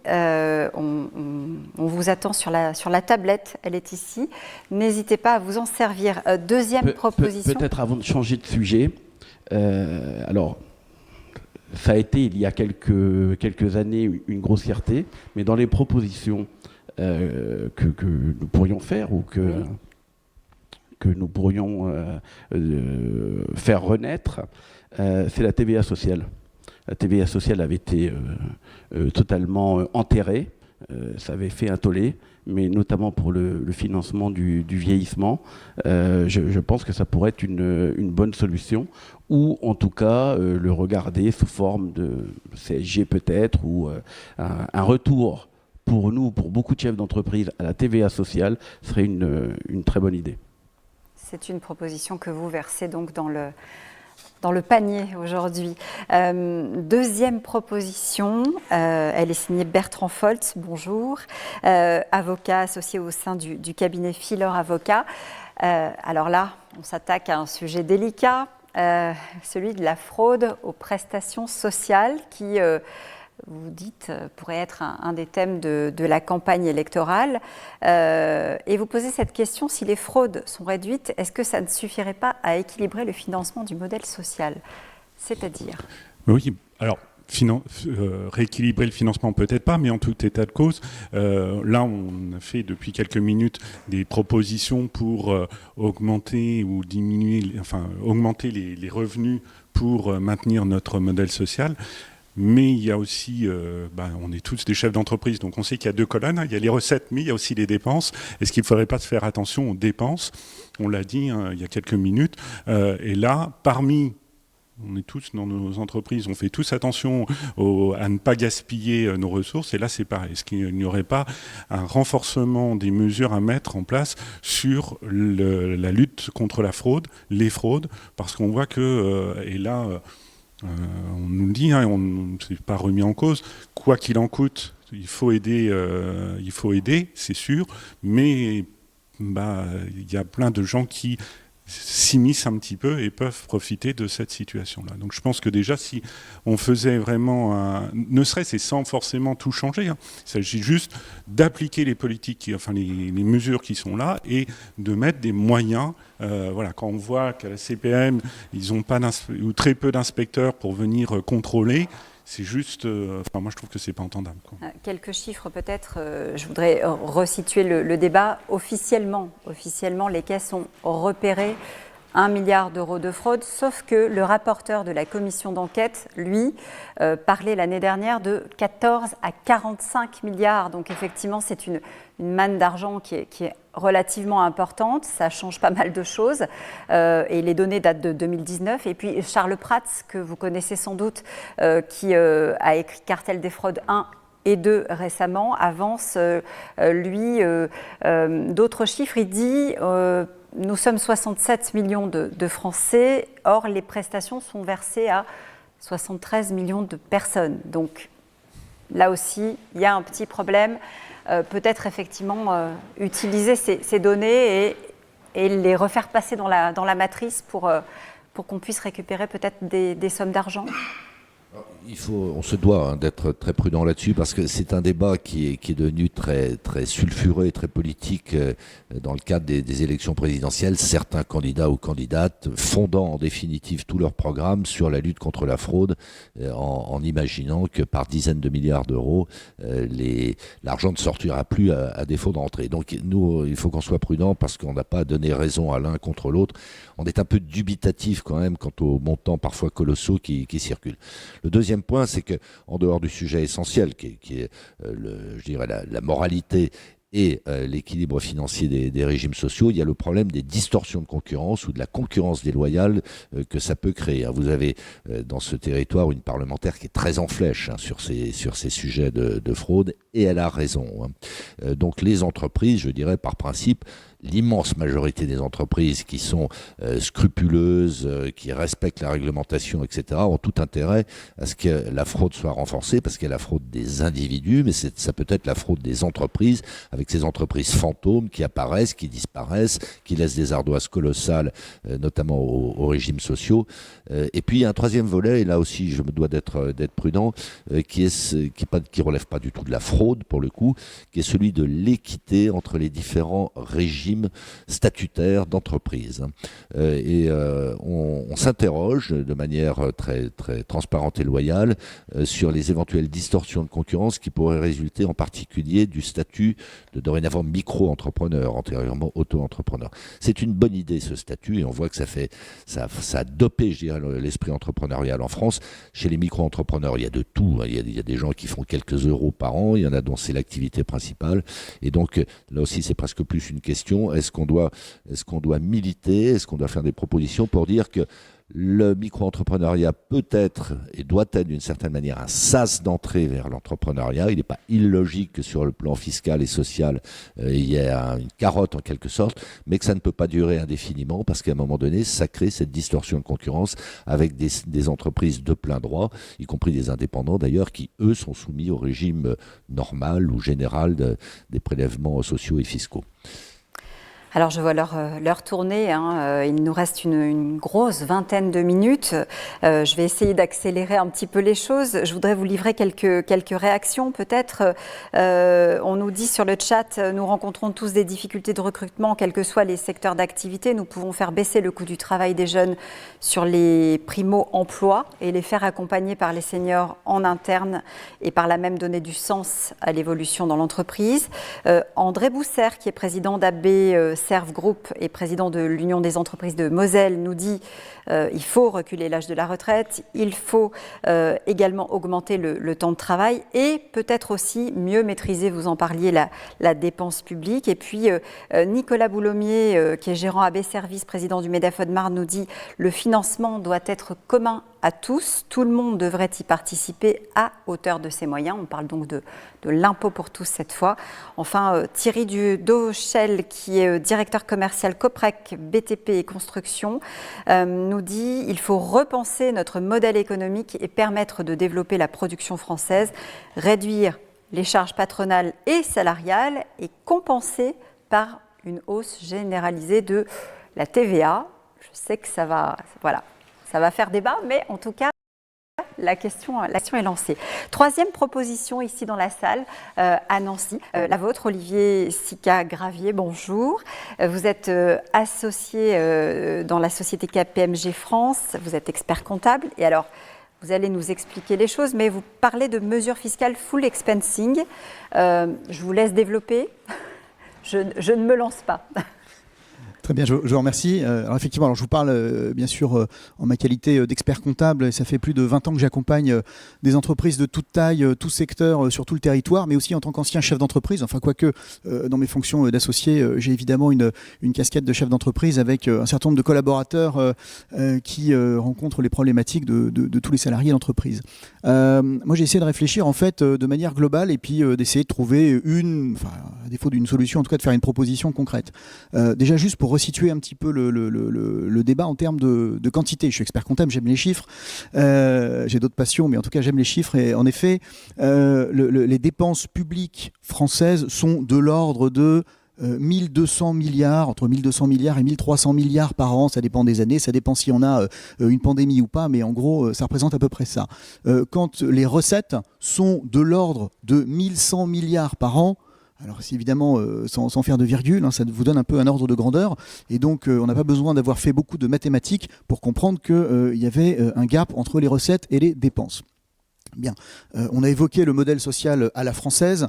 Loin de moi l'idée de le remettre en cause, j'y adhère parfaitement, je suis très heureux de vivre dans ce très beau pays, et donc discuter des dépenses et de leur efficacité, je trouve que c'est plus un sujet il est technique et politique, et j'aurais certainement d'autres propositions à faire en la matière, mais je pense que c'est pas le lieu et je n'en ai pas le temps. Je vais plutôt me concentrer sur les recettes. Comment est-ce qu'on fait en fait pour avoir suffisamment de recettes pour financer notre modèle social? Alors, vous l'avez évoqué il y a quelques secondes, on est un des champions en termes de prélèvement obligatoire, 45% du PIB. Donc pour augmenter les recettes, finalement, il y a deux possibilités. On augmente les impôts et les cotisations sociales. Je ne suis pas certain que ça puisse avoir un effet très intéressant pour les finances publiques. Vous connaissez certainement la théorie de la courbe de l'affaire. Vous regarderez sur Internet. C'est en fait une courbe qui démontre qu'au-delà d'un certain seuil de prélèvement, la masse d'argent collecté a tendance à décroître. Alors je ne sais pas où on se situe exactement sur la courbe, mais on doit quand même être dans un niveau relativement élevé. Donc, soit on augmente les taux des cotisations ou des différents impôts, ou alors on travaille sur la base. Et après quelques années d'expérience, j'ai dit plus de 20 ans, effectivement, ça doit être à peu près ça, moi j'ai constaté qu'à chaque fois qu'il y avait des mesures en faveur de la croissance des entreprises, elles étaient suivies d'effets en termes d'emploi. Alors, il faut quantifier les choses, il faut être un peu mesuré dans les propos, mais moi je suis convaincu, et les chefs d'entreprise que je côtoie, clients ou amis, sont généralement d'accord, il y a consensus sur le sujet. Quand il y a croissance des entreprises, il y a croissance en termes d'emploi. Donc en fait, la philosophie en tout cas la proposition que j'aurais tendance à défendre, c'est celle qui consiste à avoir plus de bases, donc pas forcément travailler sur les taux, mais plus de bases, donc plus de salariés qui cotiseront, des entreprises avec des meilleurs résultats. Ça sera donc suivi en principe de plus d'impôts sur les sociétés, de plus d'impôts sur le revenu, de plus de TVA, puisque des salariés, donc si on diminue le taux de chômage, vous avez évoqué tout à l'heure le taux du plein emploi ou pas, donc ça c'est très discutable, mais si on a plus de salariés qui consomment plus, ça fait aussi plus de TVA, alors TVA sociale ou pas, c'est un autre sujet. Donc moi je crois fondamentalement qu'il faut favoriser la croissance des entreprises. Alors comment est-ce qu'on fait pour favoriser la croissance des entreprises ? Eh bien évidemment on peut attendre que émergent de notre tissu économique les dernières licornes dont on a entendu parler. Alors c'est très bien, hein, c'est formidable, ce sont des réussites extraordinaires que je salue, Conto, Back Market et autres, mais ce n'est pas la réalité des millions d'entreprises françaises du tissu économique qu'on peut accompagner au quotidien. Donc il faut à un moment donné mettre un petit coup de booster, je pense, dans ces entreprises-là. C'est pas forcément des entreprises du secteur de la tech, c'est pas forcément des projets super innovants, même si évidemment il est pas du tout antinomique de travailler sur l'innovation en même temps, mais je pense qu'il faut aider l'immense majorité des entreprises qui concourront à créer un maximum d'emplois. Comment est-ce qu'on peut faire ça ? Alors j'ai pas de baguette magique, mais j'ai pu lire des éléments intéressants qui ont été utilisés aux États-Unis. Je vais vous parler de full expensing.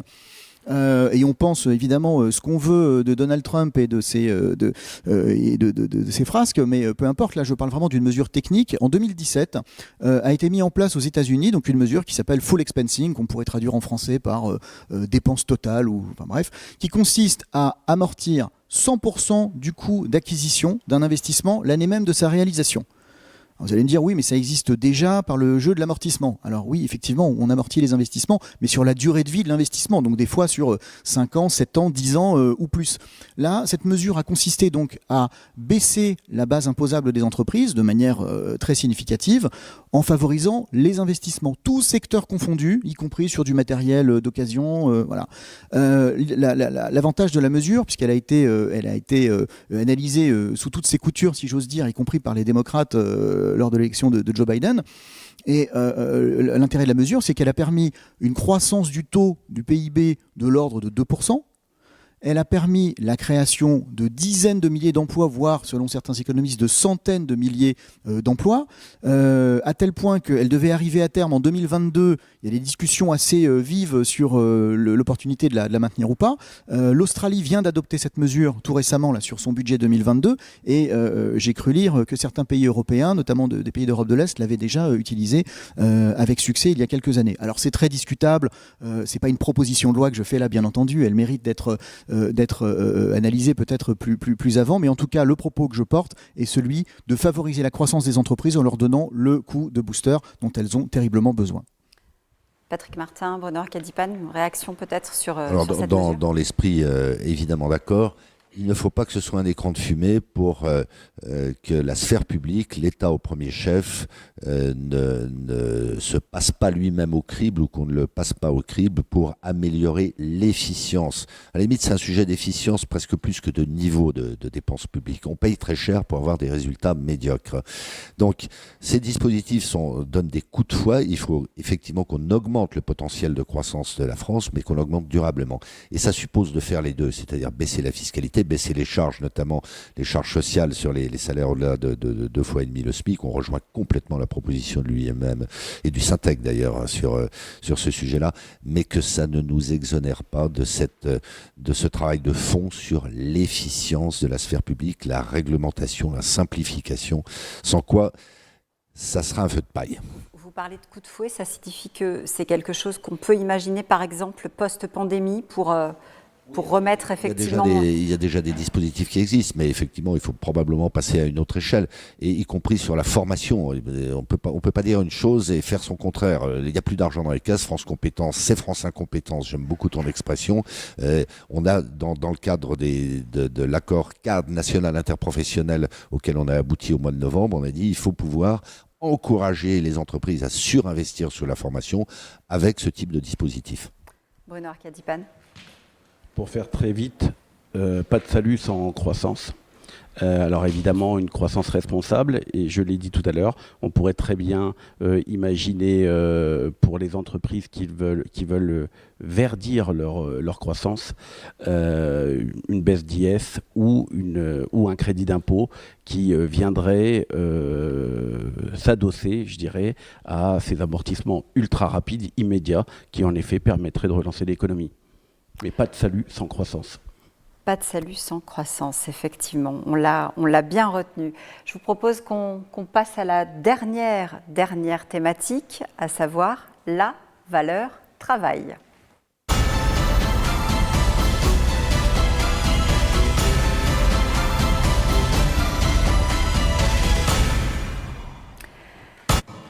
Alors, on l'a tous constaté, et probablement vous en premier lieu, avec l'arrivée du coronavirus dans nos vies, l'économie s'est momentanément arrêtée, en tout cas mise entre parenthèses. Aujourd'hui, elle a redémarré. On parlait de PIB, il a bondi. La Banque de France table même, je crois, sur une croissance de 6,75 désormais.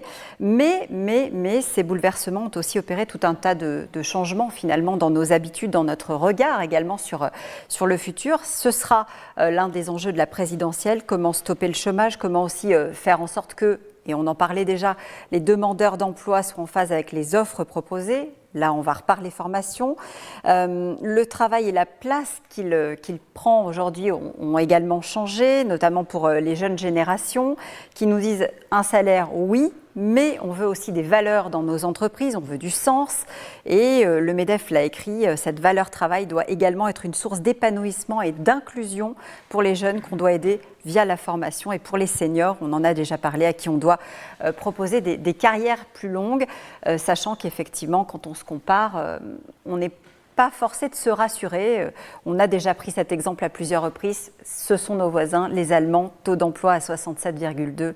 Le nôtre est à 67,2 quand il atteint 75,6 chez nos voisins. Il y a donc probablement des leviers à actionner. On va voir lesquels avec vous. Première proposition. Franck Favre, président de la société Arcadia dans le domaine du BTP, président du MEDEF Alsace. Bonjour. Vice-président. Vice-président, oh mon Dieu, vous avez vu, je vous avais mis président pour aller plus vite. Bon. Alors, vous voulez donner des moyens à l'éducation nationale. Mon Dieu, l'éducation nationale, en la réformant. Alors, vous savez que vous n'êtes pas le premier à vous attaquer au dossier. Par rapport à la valeur travail, je pense que les passionnés que nous sommes en tant qu'entrepreneurs, nous sommes effectivement la première force pour créer et diffuser cette valeur travail, avec une responsabilité relativement grande par rapport aux générations qui arrivent, pour effectivement leur transmettre cette valeur travail et pour la réussite de l'entreprise France. Donc après, quand j'ai dit ça, pour moi, il y a 3 axes. Le premier, c'est déjà dans nos entreprises, de construire, de développer la culture d'entreprise, la valeur travail, les valeurs fortes, un management adapté. Donc c'est avec nos salariés et nos collaborateurs qu'eux puissent transmettre aussi cette valeur travail à leurs enfants, parce qu'ils ont des enfants, donc quelque part on a cette responsabilité de leur inculquer, de leur faire vivre cette passion travail. Et je pense que c'est important parce que le travail fait partie pour moi des 4 piliers d'une vie sociale et individuelle épanouie. Première chose. Deuxième, c'est qu'on ait cette responsabilité-là, et on le fait, et de plus en plus, c'est accueillir de plus en plus des jeunes en stage, en 3e, en 4e, au lycée. Et je pense qu'il faut vraiment que, au niveau de nos gouvernants, on oblige ou on favorise encore plus effectivement ces passerelles lors des stages, et à nous aussi effectivement de leur transmettre cette responsabilité et cette valeur travail, et voilà, de les attirer et de leur dire le travail c'est de l'épanouissement. Et le 3e, c'est qu'on fasse fi de toutes nos inquiétudes ou nos différences, ou le pôle emploi, l'éducation nationale, les professeurs, les enseignants, enfin tout ça, on fait tous partie d'une chaîne de valeur pour la réussite effectivement de l'entreprise France, c'est ce que je disais. Et donc du coup, il faut oser construire des passerelles, construire des ponts, et nous aller effectivement à l'éducation nationale, aller dans les écoles, et inversement que l'école ou les professeurs jusqu'au supérieur viennent aussi dans l'entreprise, parce que On parle toujours des entreprises, effectivement, l'entrepreneur est méchant, enfin bref, on a une image de temps en temps qui est donnée par les médias relativement négative, mais on est des hommes et on a envie que, effectivement, non seulement notre entreprise réussisse, mais que l'entreprise France réussisse aussi. Voilà. Pas sur BFM Business, hein. Vous serez d'accord avec moi pour dire que l'entreprise est quand même au cœur de l'actualité sur BFM Business. Je suis un fidèle, je regarde fidèlement BFM Business, je vous rassure que BFM Business est très motivant. Bon. Formation professionnelle, apprentissage. Moi, j'ai quand même une question.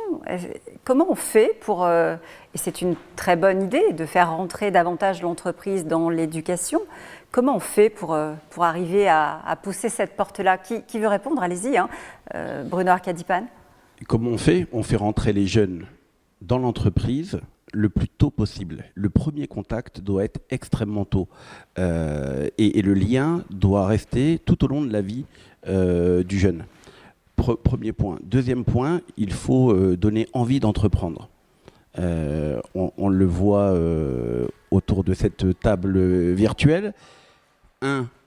Malheureusement, aucune de nos femmes chefs d'entreprise n'a pu se libérer, en tout cas celles que nous avions contactées pour venir aujourd'hui, parce qu'elles ne sont pas encore suffisamment nombreuses. Et deux, ça a été très bien dit par Franck, il faut que les plus jeunes aient l'envie d'entreprendre et pour cela, rien de tel que d'être au contact de l'entreprise et des salariés. Et on peut faire un lien avec la proposition que faisait Christian tout à l'heure. Là aussi, nos aînés doivent servir notamment à ça, donner cette fierté d'appartenance. On est, pour un certain nombre d'entre nous, des chefs d'entreprise patrimoniaux. Il y a une fierté d'appartenance dans ces entreprises qui ressemble très fortement à la fierté territoriale, à cette fierté d'appartenance à une région, à une chapelle. Et ça, c'est très important que nous soyons en capacité de faire passer ces messages. Oui, parce qu'avec l'entreprise, il y a l'histoire de la région, il y a l'histoire des familles aussi. Hein. Il y a énormément de choses qui se transmettent. Ouais. Je réagis à mon tour, pardon. Je vous en prie. Merci Franck. Ça conforte ou ça corrobore un certain nombre de pistes qu'on a déjà imaginé introduire dans notre plateforme. Deuxième commentaire, et Franck l'a évoqué, en toute chose, il faut que chacun assume ses responsabilités. Moi, je suis un monomaniaque du stage, de l'accueil, des stagiaires en troisième. Et c'est terrible que dans notre pays, on en soit arrivé à une dérogation qui permet à ces jeunes de faire leur stage dans leur établissement scolaire à défaut d'avoir trouvé un stage en entreprise, peu importe quelle est l'entreprise. Et vous ne me ferez pas croire les uns et les autres, parce que moi ça m'arrive que vous n'avez pas des coups de fil le dimanche soir d'amis qui sont plutôt des gens bourgeois, nantis, qui ont des réseaux et qui désespérément vous demandent de trouver un stage pour leur gamin en troisième. Imaginez ce que ça peut être pour des gens qui n'ont pas nos réseaux, nos relations, des enfants de chômeurs, etc., etc. Ils se cassent le nez. Je finis là-dessus en disant c'est comme le dépit amoureux. Hein. Vous cassez le nez une première fois, vous ne venez pas une deuxième fois. Enfin aussi ça arrive et ça peut marcher. Non, mais je veux dire la première impression est terrible pour ces jeunes. Après, on peut faire la danse du ventre, des campagnes de com monstrueuses, leur dire l'entreprise c'est magique, c'est le lieu d'intégration et c'est vrai. Eux, ils se souviennent surtout qu'en troisième, on n'a pas eu la correction et je dirais l'intelligence de les accueillir pendant quelques jours dans nos entreprises. Voilà, c'est un peu un appel au peuple que je fais. Bon, je peux vous dire que dans mon entreprise, je me bats pour qu'on les accueille parce qu'il y a toutes les bonnes raisons du monde pour ne pas le faire. Ils servent à rien, ils nous ennuient, on n'a pas que ça à faire. Oui, mais c'est un investissement culturel. Et c'est peut-être pour ça qu'il faut commencer plus tôt et peut-être... Vous parliez des États-Unis tout à l'heure. Voilà, on a des bébés entrepreneurs aux États-Unis dans les classes plus petits. On leur apprend à monter, à partir de leurs idées et à monter des entreprises. C'est peut-être aussi comme ça qu'il faudrait qu'on fonctionne. En tout cas, ça ouvrirait peut-être un peu les horizons et ça leur permettrait de connaître le monde de l'entreprise. C'est une piste, ma foi. Il y a tellement de belles choses. Dans le... Non, mais typiquement l'industrie. Enfin, c'est terrible que cette image de l'industrie dite à la Zola perdure dans l'esprit de certains enseignants, ou de beaucoup d'enseignants, et par voie de conséquence de beaucoup d'élèves. Alors que ça n'a plus rien à voir. Mais si on ne leur montre pas in concreto, diraient les latinistes, je ne suis pas latiniste, et ben on perd notre temps, quoi. Il faut que nous-mêmes on fasse cet effort. Deuxième proposition, elle est signée Frédéric Richard, bonjour, directeur de la société Valentin, chaudronnerie, tuyauterie industrielle. Vous êtes vice-président du MEDEF Vosges. Vous nous dites il faut, et finalement ça rejoint le sujet qu'on évoquait, communiquer sur la réussite professionnelle, le plaisir au travail et l'effort. Ça ressemble finalement à ce qu'on fait aussi dans le sport. Et c'est peut-être une porte d'entrée d'ailleurs, le sport. Oui, voilà. Moi, je pense qu'une France d'avenir, c'est une France de travail et une France de valeur. La valeur du travail, je pense qu'il faut aujourd'hui faire évoluer l'image du travail. Communiquer sur la réussite professionnelle, communiquer sur le plaisir au travail, travailler par passion et aussi le goût à l'effort. C'est vrai qu'on met en avant beaucoup de sportifs et je pense qu'une carrière professionnelle devrait être à l'image d'une carrière de sportif. C'est-à-dire que quelque part, on a envie de progresser, on a envie d'évoluer dans la société et avoir aussi, à l'image d'une équipe de foot, un rôle à jouer dans la société. Parce que le travail, c'est aussi un petit quelque chose sur toute l'économie française et qui va faire gagner la France et qui va à la fois aussi créer de l'emploi. Donc voilà, pour moi, la valeur du travail, elle est essentiellement là. Alors on a des premières réactions et après je vais vous donner la parole, Patrick Martin, Bruno Arcadipan. Thierry Ducoff, président MEDEF Ardennes, dirigeant de Magoto, nous dit « Augmenter l'écart entre rémunération et aide de toute nature », c'est une proposition qu'il fait. Je pense que ça va parler à bon nombre d'entre vous. La baisse des charges sur les bas salaires, l'exonération des charges sur les heures supplémentaires, ça aussi, c'est quelque chose qui revient de manière assez récurrente. Développement de l'alternance, encore une fois, en accompagnant davantage les jeunes et les entreprises. Partenariat aussi entre les entreprises et les écoles techniques pour former les jeunes en fonction des réels besoins des entreprises. C'est vrai qu'on voit aujourd'hui le nombre d'entreprises qui cherchent et qui ne trouvent pas les salariés à mettre en face des postes à pourvoir, alors qu'effectivement le taux de chômage est encore assez élevé. L'équilibre de notre modèle social, nous dit-on, ça n'est pas signé, et modèle économique se maintiendra uniquement par l'existence des entreprises, que ce soit les TPE, les PME et les ETI. Et puis, autre réaction, pour redonner de la valeur au travail, il faut que les travailleurs soient mieux reconnus, voilà, ça a sauté, et que nous ayons plus d'amplitude de rémunération non soumise à charge sociale. Vous avez fait un grand résumé, en fait. Donc voilà, ça réagit, il faut qu'il y ait un écart. Il faut qu'il y ait un écart. Alors, on a des charges qui sont extrêmement limitées sur les très bas salaires, et notamment sur le SMIC. Donc, ça sera difficile d'aller plus bas. Mais il faut un écart financier et il faut un écart de priorité. Il est impératif que tous ces salariés qu'on a applaudis, que tout le monde a monté en épingle, etc. Première ligne, deuxième ligne, je ne sais pas en plus très bien où sont les frontières, etc. Les salariés doivent être priorisés. Patrick parlait de logement tout à l'heure. Les partenaires sociaux ont versé depuis 70 ans ce qu'on appelait le 1% logement, qui est aujourd'hui le 0,45. Il y a une structure que l'on a réformée, que l'on a fait évoluer, qui s'appelle Action Logement, qui détient plus d'1 million de logements. Et bien, à peu près la moitié de ces logements, totalement financés par la ressource des entreprises, à peu près la moitié ne peuvent pas, de par notre encadrement législatif, ne peuvent pas être à destination des salariés et notamment de ces salariés de cette première et de cette deuxième ligne. Parce qu'il y a un quota préfectoral, je ne vais pas rentrer dans le détail. Vous voyez, ça fait partie de la valorisation de nos salariés et de nos salariés les plus proches de l'entreprise, ceux qui souvent font l'école bleue, ceux qui font les plus grands efforts, ceux qui sont présents quand la pandémie est la plus virulente. Ce genre d'exemple doit être traité. Il est impératif que, et financièrement, mais aussi dans les avantages du quotidien, on soit capable de les mettre en avant. Il ne faut plus que ce soit des paroles, il est important que ça devienne des actes. Et c'est là aussi une des demandes du patronat et spécifiquement du MEDEF. Ouais, sur la valeur travail, il ne faut pas que trop souvent, chez les chefs d'entreprise, on fasse dans l'autoflagellation.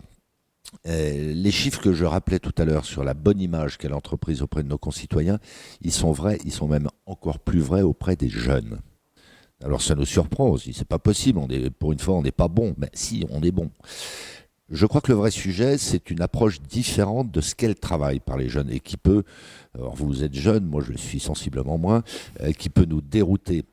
Il n'en demeure pas moins que on le vit auprès de nos 190 000 chefs d'entreprise adhérents, soit dans les MEDEF territoriaux, soit à travers les fédérations. Il y a vraiment une prise de conscience qu'on trouve très salutaire sur la nécessaire remise à plat de nos modes de management, de nos fonctionnements. Et à nouveau, parfois, ça nous dérange, ça nous énerve même. Mais c'est un point de passage obligé. Tous ces sujets qui ne doivent pas être que marketing ou cosmétique, de marque employeur, toute l'attention qu'on doit porter dorénavant à l'inclusion, à la diversité, à la parité, à l'environnement, c'est vrai que c'est pas simple à gérer. La loi Rixin, par exemple, qui vient de passer, va être terriblement compliquée à mettre en œuvre dans les entreprises. Il n'en demeure pas moins que ce sont massivement les attentes des jeunes. Alors ça a commencé chez les diplômés métropolitains, mais ça se propage dorénavant. Moi, je peux vous citer le cas de mon établissement à Brive-la-Gaillarde. Brive-la-Gaillarde, c'est pas une métropole. Eh bien, à des postes de manutentionnaires, etc., on a dorénavant des jeunes qui sont sensibles à ces sujets-là. Donc on peut se dire c'est lamentable, ils veulent rien foutre, ce qui n'est pas vrai de mon point de vue. À nous de nous adapter, faute de quoi on sera condamné. Et dernier point sur l'apprentissage, parce qu'on a simplement effleuré ce sujet essentiel de l'apprentissage, qui est évidemment le sas d'entrée le plus pertinent, le plus efficace à la fois pour les jeunes, pour leurs familles, pour les territoires, pour les entreprises. Là aussi, on est très demandeur de propositions. Je pense que c'est un succès collectif, mais dans le collectif, par définition, il y a les entreprises, il y a des dispositifs qui ont été mis en place. Comment les bonifier? Est-ce qu'il faut faire perdurer les aides? Comment financer l'apprentissage qui n'est plus financé grâce à France, comment as-tu dit? France Compétences, c'est ça. Et voilà, là aussi, on est très, très, très demandeur de vos propositions. Et ce que l'on perçoit avec un impact mal défini encore de la crise sanitaire sur le rapport au travail de nos concitoyens, on le voit mais de manière beaucoup plus forte dans notre pays et singulièrement aux États-Unis. À une différence près, c'est que les États-Unis sont d'ores et déjà repassés en dessous de 4% de taux de chômage. On parlait d'école, on parlait de formation. Isabelle nous dit, je tiens à préciser qu'il y a une excellente école à Metz, elle la cite, ESITC, je ne sais pas si on dit comme ça, ou ESIT, c'est un peu compliqué à dire, école d'ingénieurs pour le BTP, qui est une école privée dont les professeurs, et c'est pour ça que j'en parle, sont formateurs et professionnels. Donc voilà, ce sont des gens de terrain. Ces mêmes professionnels forment non seulement les jeunes quant à leur matière, mais leur ouvrent les yeux sur les problématiques rencontrées dans leur profession. École qui oblige également à de nombreux stages en entreprise. On nous dit également qu'il faut intensifier la semaine école-entreprise, c'est une des propositions qui est faite. La valeur travail doit être un des éléments du projet de vie que les entreprises doivent proposer à notre jeunesse. On va continuer ici en présentiel avec la dernière proposition. Elle est signée Alban Vibrac. Bonjour. Bonjour. Président de la menuiserie Vibrac, président de la Fédération du BTP de Meurthe-et-Moselle. Vous dites qu'il faut créer un mécanisme juridique et fiscal dans les territoires transfrontaliers afin que la main-d'œuvre ne parte pas ailleurs, tout simplement. C'est la fameuse le guerre pillage de des nos talents. main-d'œuvre, bien sûr, bien sûr. Donc je voulais simplement dire que beaucoup de choses avaient été dites. C'est plus facile quand on est dernier, du coup je ne vais pas faire de résumé. Sur l'OPCO, Patrick, ce que tu disais, c'est très important que ça redevienne territorial et pas national par France Incompétence. Merci Bruno, c'est un mot que je vais retenir. Le système éducatif français, effectivement, il faut y travailler. Notre fédération est très investie dans les lycées et collèges. Il faut que les chefs d'entreprise poussent les portes des lycées et des collèges pour montrer ce que c'est qu'un chef d'entreprise. Ce n'est pas une espèce spéciale. C'est un homme normal qui travaille, qui se lève. Il faut donner l'envie, montrer ce qu'on sait faire. On fait au travers de la Fédération du bâtiment beaucoup de visites de chantier, puisqu'on a les coulisses du bâtiment une fois par an. On montre effectivement... Il faut montrer aussi des beaux chantiers. Quand vous allez acheter une voiture, vous n'allez pas voir la boîte de vitesse en morceaux, le bidon d'huile à côté. Vous allez voir une voiture qui est belle, qui sent bon. Et ben nous, dans le bâtiment, aujourd'hui, on veut montrer de belles réalisations, comme on a montré en Meurthe-et-Moselle, dans Citerman dernièrement. Effectivement, tu l'as dit Patrick, dans le bâtiment, on souffre des problèmes de délai, des problèmes de matériaux, de hausse de matériaux. C'est un vrai sujet. C'est un sujet, j'entendais dire tout à l'heure qu'il allait durer longtemps, on n'espère pas, parce que c'est un sujet qui mine la trésorerie de nos entreprises. Les chefs d'entreprise sont tous unis pour dire augmentons les prix. Par contre, il n'est pas certain que ça fonctionne aussi bien. Et donc, comme on parle d'OPCO, on parle de formation. Dans le cadre de la formation, nos entreprises forment, nos CFA forment, nos lycées forment.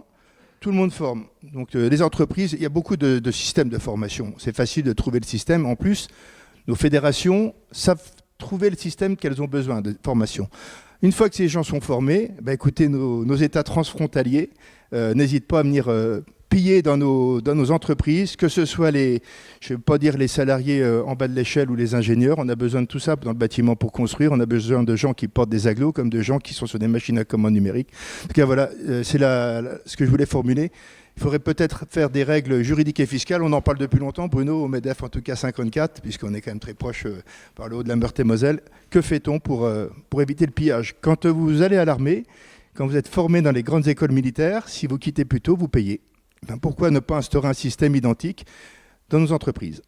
C'est un vrai sujet qui touche finalement toutes les professions, celui de la guerre des talents, retenir les talents français, faire en sorte qu'ils ne partent pas à l'étranger. Alors c'est une acuité singulière dans les régions frontalières. Moi-même, je suis d'une région frontalière. C'est vrai que quand les Suisses payent les infirmières 3 ou 4 fois plus cher et qu'on a des ingénieurs qui vont servir dans les pizzerias à Genève parce qu'ils sont mieux payés qu'en France, on marche sur la tête, alors qu'effectivement, on a payé la formation, depuis d'ailleurs le primaire, de ces gens-là, à qui on ne peut pas en vouloir. Ils veulent gagner de l'argent. C'est un levier qu'on ne conteste pas.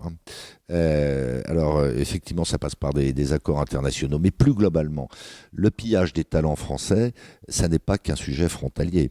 On voit dans la Silicon Valley le nombre impressionnant de surdiplômés, mais pas que français. On voit, et les syndicats n'y sont pas insensibles, que dopés par le télétravail, il y a beaucoup de métiers de service qui peuvent se délocaliser, mais au bout du monde, avec des coûts de main-d'œuvre qui sont inférieurs. Tout ça renvoie singulièrement à la nécessité de rééquilibrer nos régimes sociaux pour, d'un côté, mieux payer en salaire net nos collaborateurs, les attirer mieux d'ailleurs dans un premier temps, et en optimisant le fonctionnement de ces régimes sociaux et de la sphère publique d'une manière générale, mais en faisant supporter les charges, parce qu'il y aura toujours des charges, en faisant supporter des charges par qui bénéficie de ces prestations, c'est-à-dire bien différencier ce qui relève de la solidarité et ce qui relève de l'assurantiel. C'est exactement les propositions qu'on a faites et qu'on va réitérer, que ce soit pour l'assurance chômage ou pour les retraites. On a déjà ça et ça marche bien. En matière, l'Agir Carco est bien géré, c'est paritaire et c'est bien géré. La preuve que le paritaire, comme chez Action Logement, peut parfaitement fonctionner. Et ça renvoie, ça a été évoqué à plusieurs reprises, à ces sujets. Est-ce qu'il faut faire supporter uniquement par les entreprises, par les salariés, l'essentiel du financement de la protection sociale en France? Est-ce qu'il faut en tout ou partie basculer ça sur la CSG? Est-ce qu'il faut relancer ce sujet de la TVA sociale qui, d'un point de vue économique, est ultra vertueux, hein, mais qui est mal né, je dirais, parce qu'on se souvient qu'un candidat à la présidence de la République avait sorti ça comme un lapin d'un chapeau à quelques mois de l'élection. Ça n'empêche pas de reposer le problème. Voilà, à la fin des fins, il est évident, même si c'est un peu réducteur de ne parler que de salaire, que si nos salariés gagnent plus d'argent sans que ça coûte plus à l'entreprise, et si ça peut coûter moins, ça sera encore mieux parce qu'on aura besoin d'investir massivement dans nos transitions. Évidemment, on réglera essentiellement les problèmes d'attractivité sans omettre tout ce que j'ai pu rappeler tout à l'heure sur la RSE et les nouveaux modes de management. On est sur les sujets centraux. Et c'est par l'entreprise que ça passera, raison de plus pour qu'on se fasse entendre de manière argumentée mais très forte dans le cadre de cette campagne. Il y a une fenêtre de tir, je dirais, qui n'est pas inintéressante. Bruno Arcadipan. Oui, on a dit beaucoup de choses et je suis très fier du travail qu'on vient d'effectuer. Le panel est très riche. La preuve, les idées n'ont pas arrêté les idées n'ont pas arrêté de jaillir durant cette heure et demie un peu dépassée, je crois. Un grand merci de nouveau à Patrick pour sa force, évidemment, de persuasion et son envie de faire, sa connaissance des territoires et cette envie de partager avec nous l'ensemble de nos difficultés, de nos inquiétudes et puis également de nos envies. Vous avez bien compris que vous étiez dans une région qui a envie, une très très grande envie de faire. Et puis également merci à vous neuf et merci à vous Raphaël qui n'avez pas hésité à donner du temps, même tard le soir, pour organiser ce forum. On a pas mal de propositions qui sont tombées. Je crois que si on doit retenir quelques mots, proximité. J'ai entendu, ou presque, millefeuille administratif, simplification. Ce sont des sujets que l'on connaît depuis longtemps, mais il est important qu'au niveau national, au niveau régional, on a cité le SRADET, en fait, quand on parle de transport, etc. Il est important qu'il y ait de la fluidité entre l'État, la région, et puis également nous, les chefs d'entreprise, le monde économique, pour qu'on puisse tous mieux vivre. Et voilà, c'est tout ce à quoi nous aspirons en Grand Est. Merci beaucoup Bruno Arcadipan. Et Jean Poulalion nous écrit « Merci pour cette rencontre et pour les intervenants ». Voilà, vous voyez, les gens sont avec nous. Voilà, amitié à Jean. Donc, c'était un moment important. Hein. On a fait, je crois qu'on a fait une dizaine de régions maintenant, c'est ça, hein, je ne me trompe pas. Toutes ces propositions vont être rassemblées et puis vous les porterez aux candidats dans une sorte de livre blanc. Pour faire réussir la France et pour donner la parole aux entrepreneurs. Je vous engage évidemment aussi à suivre les émissions sur BFM Business avec les candidats. Vous viendrez, vous qui êtes entrepreneur, vous serez appelés à venir témoigner, à venir directement leur formuler ces propositions en direct sur le plateau. Voilà, c'est comme ça que les choses avancent. Hein. C'est comme ça qu'on construit la société de demain, la société qu'on souhaite pour nos enfants. Et effectivement, les entreprises sont partie prenante. Je vous vois reprendre le micro, Patrick. Non, pardon de vous interrompre. Non, mais pour dire qu'on a la démonstration éclatante, je dirais brillante, hein, en tout cas très positive, que le MEDEF c'est vraiment un collectif et qu'on est vraiment dans cette démarche, certainement pas de top-down. On ne veut surtout pas de ça avec Geoffroy, mais de bottom-up, comme on dit en Lorraine. Hein. Voilà, très participative et qui prennent en compte la diversité et donc la richesse de ce que sont les adhérents du MEDEF. Voilà, très bon partage des préoccupations des entreprises, nous dit-on sur le chat.